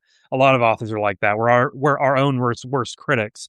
So I feel like the title there, "I'm too stupid to do this anymore."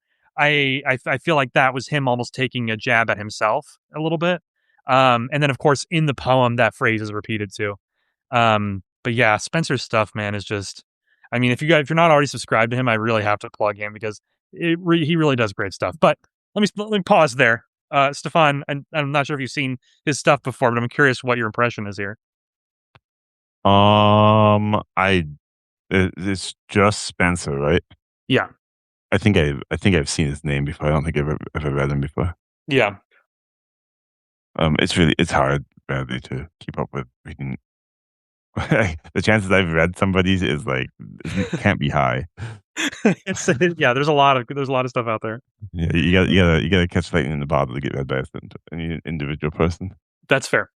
Um, I thought the poem was dark and yeah, I thought the poem was dark and visceral in its descriptions. Yeah, Um,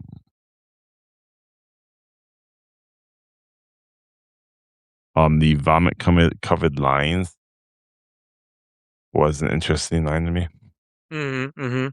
Yeah, the full line reads, "I'll settle for the," and this is in quotes, "artistic vomit coated lines that stop making sense past the third." Yeah. Yeah, is that just like that feels like somebody ranting or something, right? Like in a negative Yeah, way. yeah, having the word artistic in quotes makes me feel like it's almost like sarcastic, like it's saying it like it's artistic, but sarcastically is kind of what I was getting at that, I where was it's thinking like, like I was yeah, thinking like they were it's like not waxing poetic and everything. right. Yeah, exactly. I think that's what that was implying. Yeah. Um, I assume the narrator was doing that. I Mhm. feel like this is all the narrator. Yes, I feel absolutely. Yeah. the narrator is very angry at something. Mhm. Mhm. Yeah. Um, Yeah. Angry at the world, angry at themselves, especially towards the end it feels like, the last line, "I'm too scared to start over," but they also are clearly not happy with where they are and how they're feeling right now. It's that clash. yeah, it gave me self harm high vibes. Yeah, definitely. Yeah, yeah, yeah. Yeah, it's heavy stuff. It's heavy stuff, but a very well composed poem, which is yeah, like I said, Spencer does great work in that regard. Cool. All right. Do you have another one lined up? I am out of the poems on my list.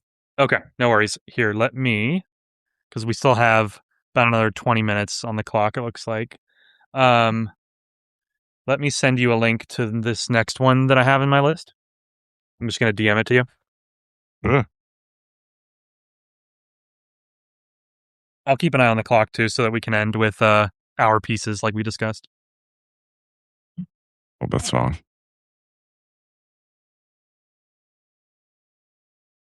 Did you DM it to me? Yeah. Excellent. I love Substack so much. Okay. Just nothing on Substack updates in real time. It's true. Well, I already have thoughts. I already have thoughts. Uh, okay. So this is by Marianne Brady, who is titled "The Guardian's Heart."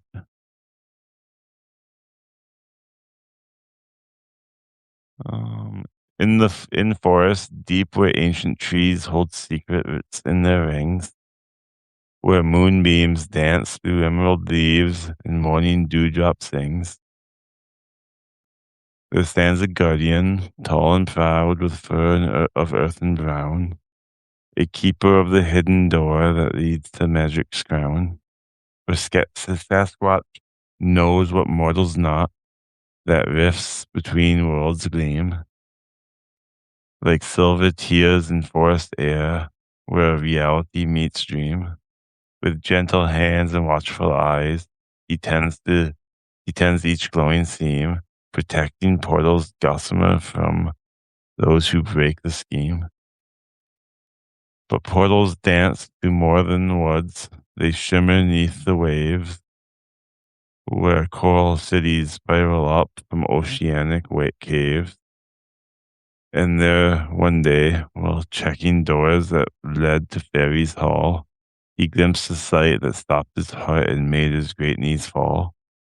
A mermaid sat upon a rock, her tail of azure bright, her hair like spun sea foam cascades caught silver in the light. She sang to seals and dancing fish, her voice like crystal bells, and Bigfoot felt his ancient heart respond to magic spells. Who watches from the forest edge? She called across the foam. Come closer, gentle giant one. This shore could be your home. But how could earth meet water's call?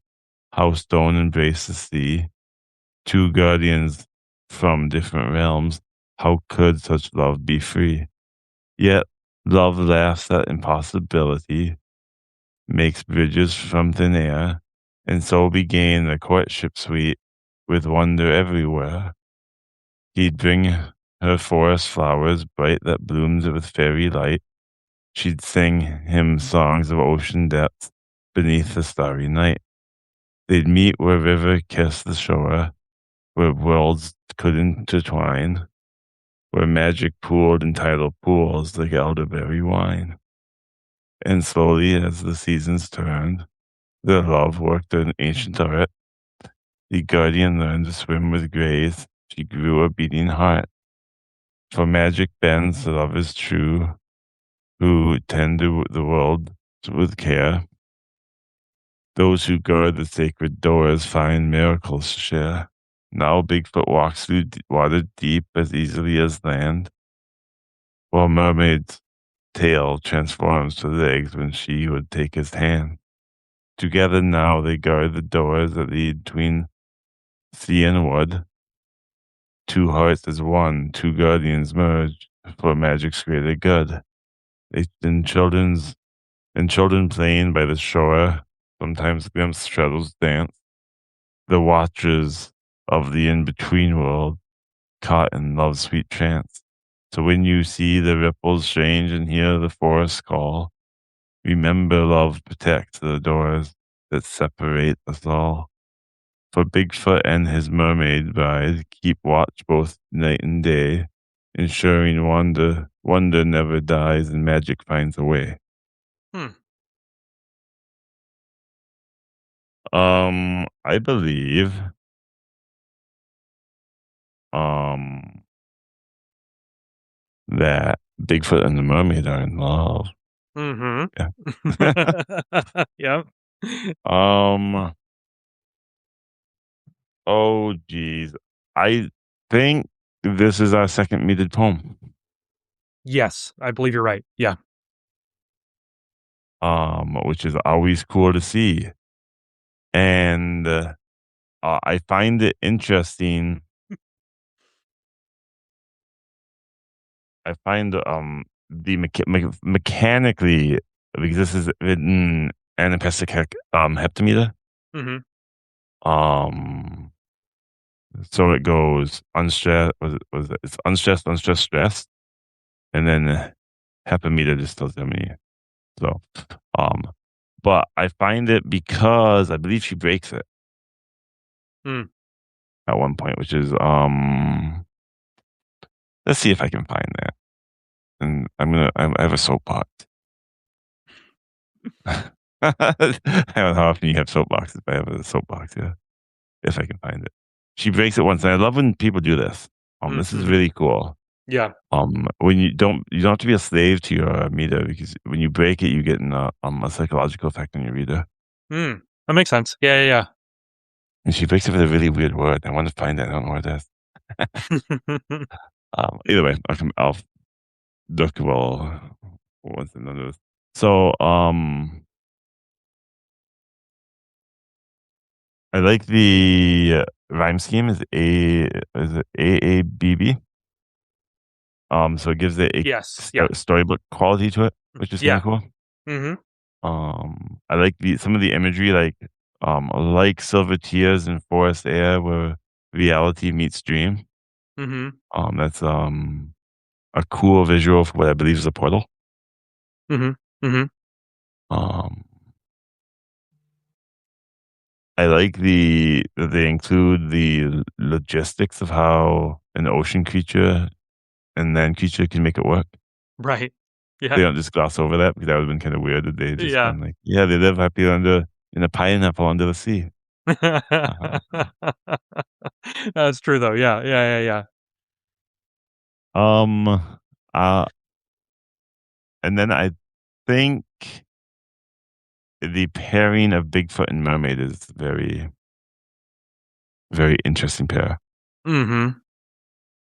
Um, because yeah, it's combining cryptozoology with Greek myth is Mm-hmm. I don't know. I just found it interesting.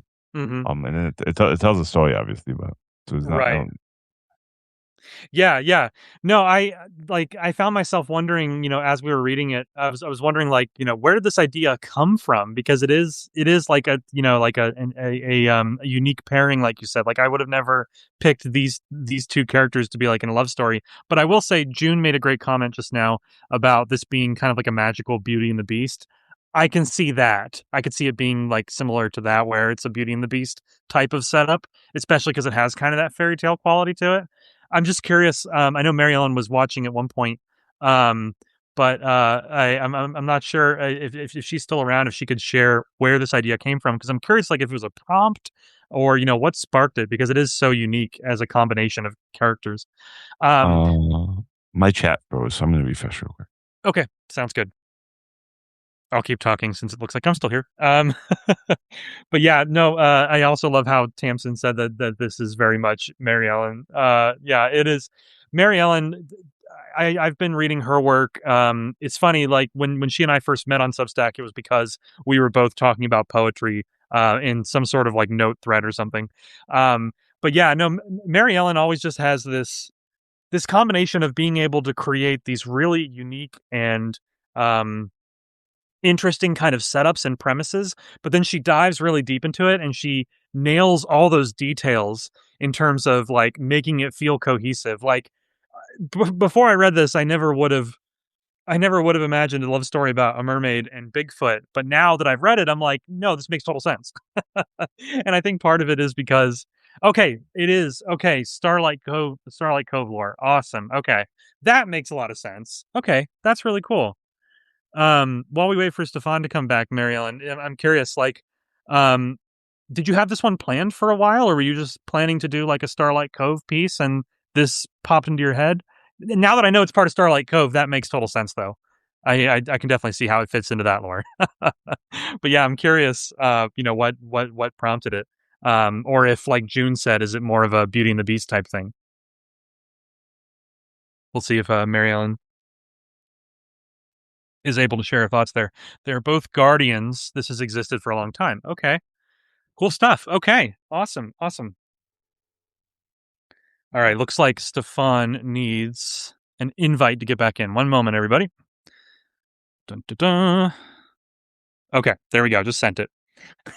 Sorry for the technical issue. Cool. There you are. Hey, your audio's out again. Whatever you did last time.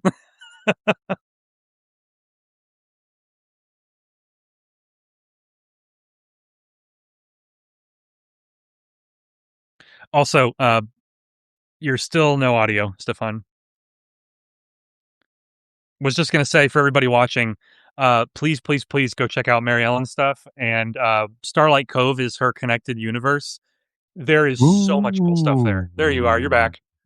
I did nothing. Okay. Yeah, just as long as we got it working again. All right. Well, yes, yeah. So while you were out, Stefan, Mary Ellen shared that this concept here came from her connected universe, which is called Starlight Cove.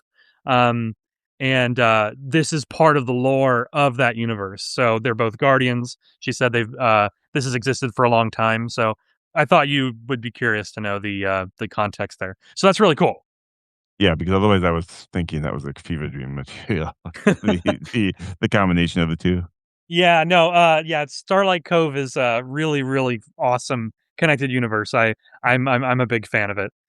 She has a bunch of stories and poems that are set there. So knowing that, it makes a lot of sense. Yeah, that makes sense. Cool. Awesome. Awesome. Awesome. Okay. Well, yeah, let's see here. We got about 10 minutes left before we were planning to wrap up. So maybe we do one more on my list here and then we close it out with our respective poems. Does that sound good to you? Sure thing. Okay, sweet. All right. Yeah, I had such a long list of poems here. I part of me knew we weren't going to be able to get through all of them in 2 hours. There's there's still a lot left. Well, I'll save these for the next one. Oh, geez, that would create a real big backlog. Yeah, right. Well, in any case, let's do one more before we wrap up with a couple of hours. So this piece here is called Dread by Lila Cave Park. Also, I have to say Ooh. this piece has original art from the author that is amazing. So again, the visual aspect here is something I have to recommend when we post these links. Lila is she's like I don't know exactly, but she was like 30 subscribers last time. Hmm. I seen that, and I believe she. Well, I won't say. I have a. I like this author. Yeah. Okay, so this is Dread by Lila Cave Park. Sunshine spilling, my bed sheets, bare skin, a blurry goodbye, a warm, nestling heartbeat. If I remain, nothing sharp can reach me, golden sunbeams, floating in reverie. I'm not naive. No, it can never last. That way of rest feels more like capture, control, a solid stone wall I'm not allowed to break past. Our love feels permanent. Then I watch them torn apart, trying to live. You're not fortunate enough. Rights ripped away. Hatred, its own twisted art. Hands grasping the bedspread, like it can anchor me to safety. Birds sing, chirping in layers. Silently wonder why we've been lucky lately. Small enough that fate doesn't hear it. Don't target me yet. Not ready to endure that pain. Truly don't believe my heart can take it. A special kind of ache in avoiding dreams, future plans and hope, the idea of building something that we believe in. I'm not fooled. I know we just cope. The soul I see in your eyes, the part that meets me in secret, in wordless warmth, a life we improvise. I'll hold you close, protect. Steaming heat, wet green grass, weaving in and out of our feet, a mountain that won't hesitate to take it all away. In one breath, one life broken into millions, jagged edges that stick in the ground. I'll watch the tide carry the truth in us up towards a beaming sunshine. Can't compete with its intention. Our morality, our inevitable defeat. We play out our parts intricately, leave our hearts gaping, dread everything it takes from me. Wow. Lot going on in there. Whew. Once more, like just like heavy stuff. Yeah, I think I mean so many lines stood out to me. I really like let's see here. It's the um one, two, three, four, five. Yeah, the fifth stanza, the hands grasping the bedspread like it can anchor me to safety. That really jumped out at me. Like that line there, this idea that like you're just hanging on for dear life kind of thing. Um yeah, I mean, so much here. It's like waxing in between acceptance and fear and kind of inevitability a little bit. Lot of interesting themes there. Um, and yeah, every what I like about this one is that every stanza feels like it works on its own, but it also fits into the larger poem. But you can take any of these stanzas and just read it and get something that feels pretty complete from that one stanza, like a complete thought, if you will. So What's your favorite stanza? it might be that one about the bed sheets. Let me look at it one more time here. But I think the bed sheet one was where I was reading it. And I was like getting chills reading it. I'm like, wow, this is really powerful. Mhm. Yeah, I think it's got to be that one. A close Yep. second would be the stanza about wet green grass weaving in and out of our feet. I just really like the image there, like walking through grass. Yeah, really Yeah, nice. I got a spring morning. Yeah, exactly. I mean, I'm sure that doesn't really fit. Do you want to read the bed, your favorite one again? Your favorite stanza, the one about the tenders grasping the bed. Yeah, yeah, yeah. So that stanza goes, hands grasping the bedspread like it can anchor me to safety. Birds sing, chirping in layers, silently wonder why we've been lucky lately. Yeah, that's my favorite. I really like that one. Yeah, great stuff. And like I said, that piece also includes. It looks like it has a article voiceover slash like narration. So that's awesome. I'll have to listen to that on my own. But yeah, and then the original art there too is wonderful. Really nice. Um, yeah, really beautiful piece. I love it. There's a few poets that I read pretty regularly, where the author is also an artist, so they'll post like kind of companion art with the piece. Namita Call is another one that comes to mind who does that, and I love that. I just love it. It creates like a whole experience around the poem. Everything's connected. Really good stuff. Did you get a sense of a hypersensory? Yeah, I could see that. Yeah. Especially with the way that it like kind of focuses in on specific sort of sensations in some of the yeah, in some of the stanzas here. I was trying to find an example. Um Yeah, like the stanza about the wet green grass weaving in and out of our feet, and then later in that stanza it says one life broken into millions, jagged edges that stick in the ground. Like that's an interesting kind of contrast there where it's like at the beginning of the stanza it's something like, nice and sort of a nice thought, but then at the end it's almost like, you started out walking on grass and now you're walking on jagged edges. It's like this, shift in a good way. So yeah, a lot of sensory stuff like you said. Yeah. Yeah. Really good. I like that one a lot. Okay. So, to wrap up here, we are going to read a piece of each other's. So, Stefan, I'm just going to send you a link to the one that I picked Okay. in our DMs. I don't think you've sent me yours yet. So, if you could do the same, that would be awesome. I have not sent you mine. Maybe I didn't decide until like halfway through the stream what I was going to send you. That's fair. As long as you got something. Hmm. Yeah, Tamsin brings up a good point here too about that last poem. She says it reminds me of anxiety mixed with grounding off and on. I definitely see that. Yeah, absolutely. I had Um, yeah. I had neurodivergent uh undertones to me because of the hypersensory, like the attention to detail in the senses. It felt Yeah. like almost a sensory overload. Yeah. Yep.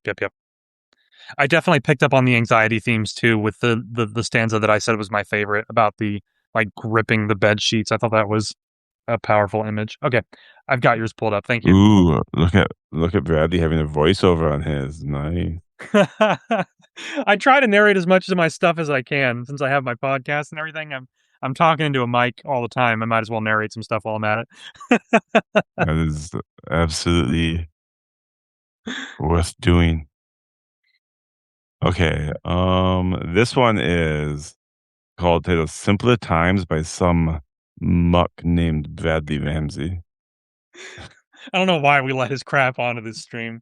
I don't know why you let me on here either.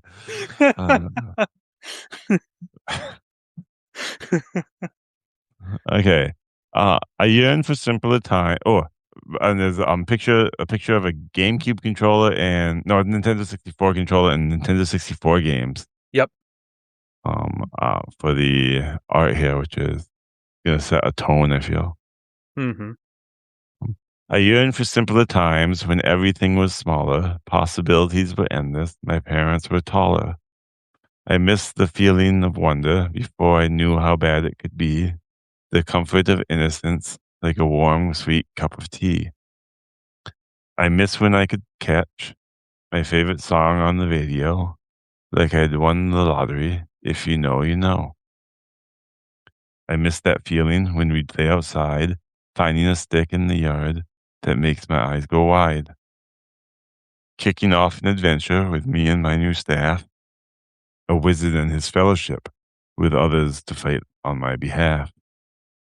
I miss that feeling after saving my allowance for a new game. Remember Toys R Us? In that place I had no shame. When I miss when school projects was somehow the scariest thought. Standing in front of the class, my twisting in a knot.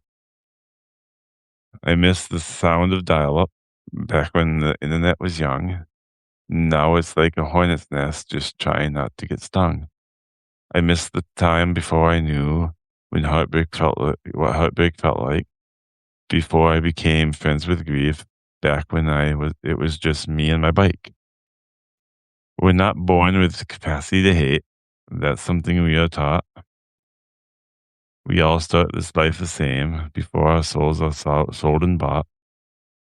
So why can't we get back to that? Or did everything go wrong? Can we just turn back the clock? Or are we not that strong? It's not like the world was perfect, but that's how I saw it with my eyes, unclouded by all the noise, not knowing how hope dies. I'm just so tired, energy is fleeting, time is limited, rest feeling like cheating. I think that's why I'm a writer, to bring myself back to then, carving out a space in my mind using just paper and pen. These days, I feel less alone, surrounded by all of you, like simpler times have found me, and there's nothing we can't do. Mm-hmm. Hmm. Good stuff. I like it. I really like the, I really like the picture, by the way. Thank you. Yeah. I mean, the Nintendo 64 has a special place in my heart. I was like, Same here. Same here. Yep. that was a very old one. Let's play that. This is you show your age here. Oh yeah, 100%. Yeah. Yeah. Yeah. You show your older millennial age. Yeah. Yes. That is absolutely fair. Yes. You answered your own question at the end. Yeah. Which not a lot of people do, Mm-hmm. which I thought was pretty cool. Mm. The line about catching your favorite song on the radio is something that people under the age of about 30 won't ever understand. Right. It's true. Because no one listens to the radio anymore, I feel. It's true. It's true. I think there's a line, I believe, about the world wasn't perfect, but I seen it as so or something. Yeah. It's like What I was going for there was like the sort of like rose colored lenses, the way that nostalgia works. You look back on a time like that and you remember it as if it was perfect, but you know that the world has never been perfect, right? But that's how you remember it, right? And that's just the nature of nostalgia is kind of what I was going for there. Is that nostalgia or childhood innocence? I mean, at the time, I think it's childhood innocence, but when you're older looking back on it, I think it's nostalgia making you remember it through that lens of the childhood innocence, right? So it's like you're putting yourself back in that time period through like nostalgia, if you will, is kind of what I was thinking when I wrote that. In general, this was I nostalgia is one of those things that I just personally it's an emotion and a feeling that I really like and I really enjoy, but I also know that it's clouded in the sense that, you remember the best version of something when you're nostalgic for it, right?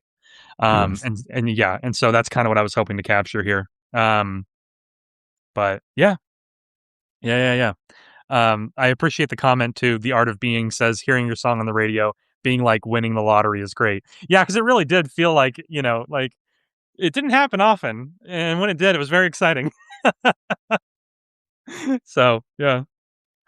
Yeah, yeah, yeah. Good Now you hear your song whenever you want, and you just right, swipe right, and it goes away. So you can right. hear your next song I after 30 remember seconds. specifically, I think I was in high school. At the time, I was the biggest fan. I mean, I'm still a big fan of this band, but it was Breaking Benjamin's album had come out. I think the track was like "So Cold" or something like that.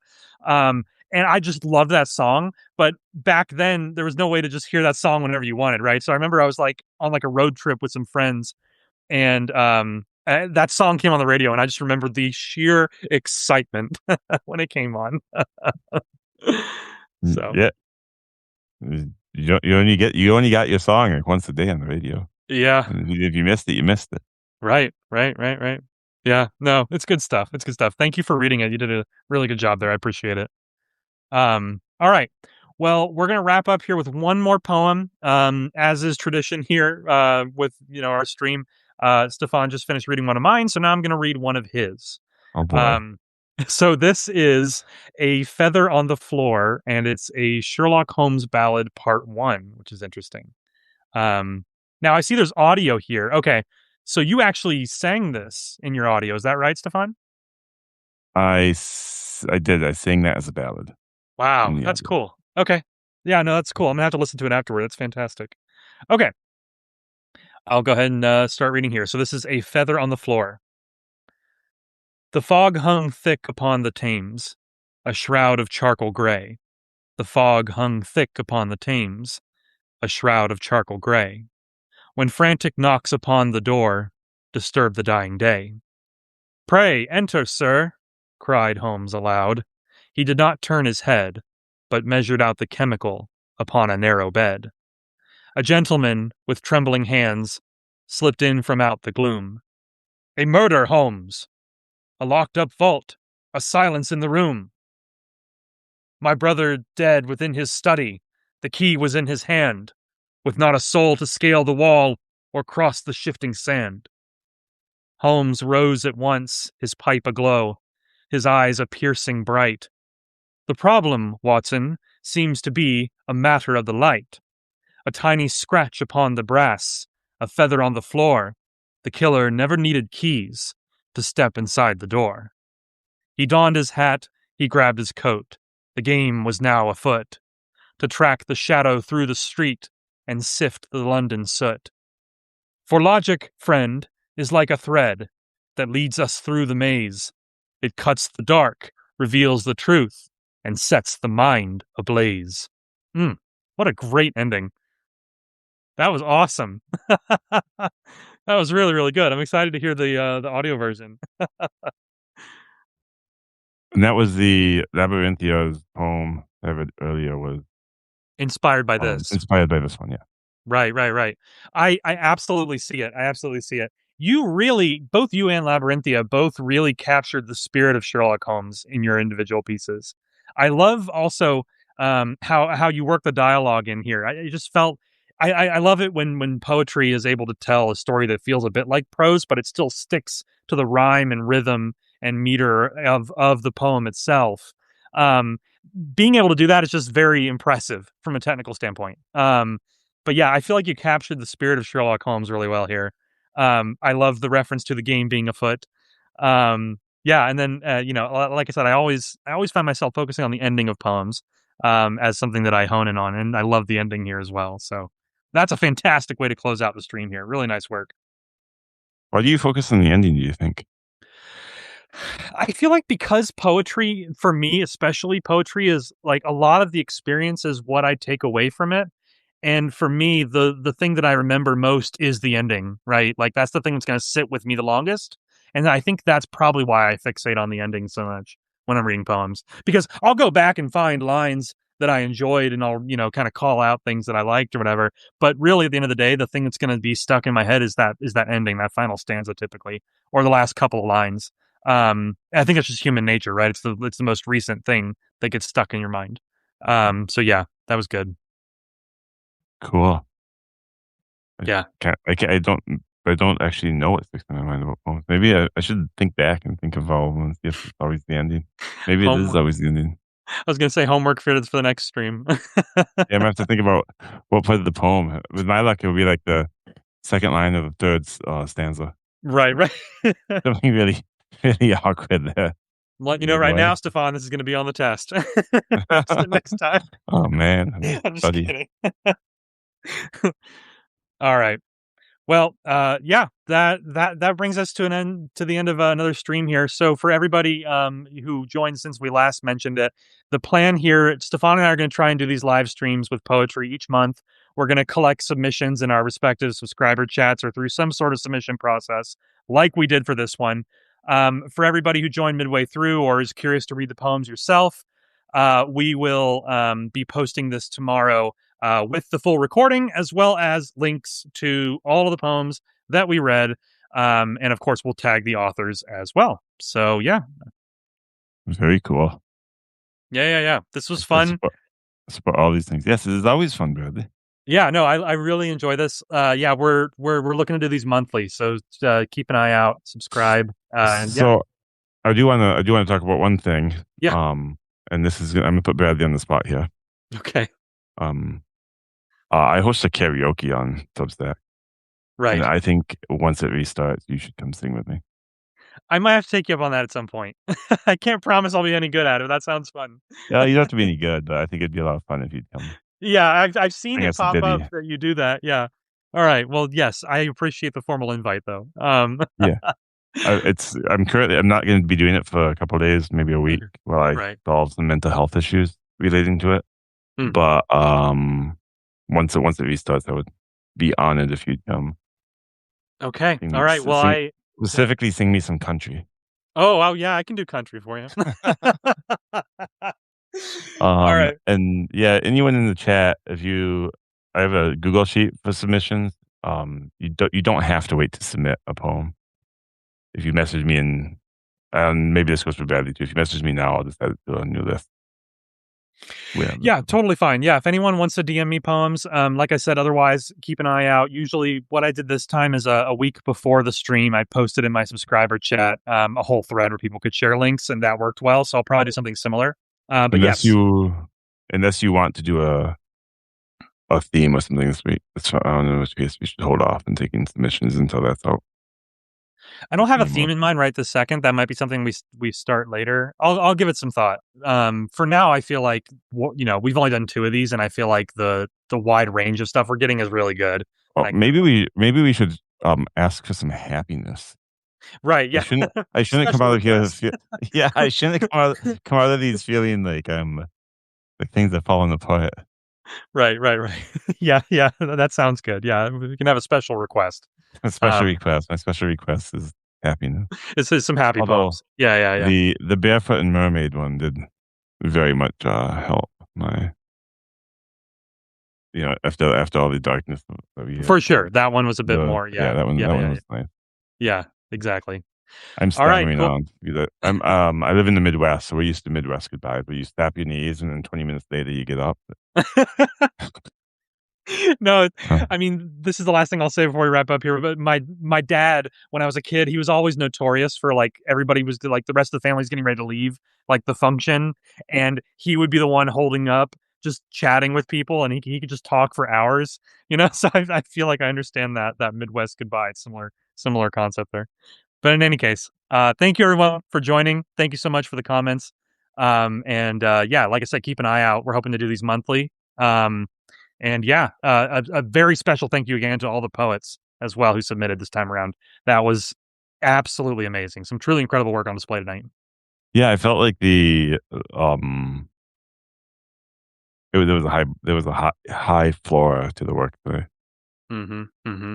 I didn't feel I didn't feel like there was any that I was like, not that I would expect to, but I didn't feel like there was any that I was disappointed to listen to or read.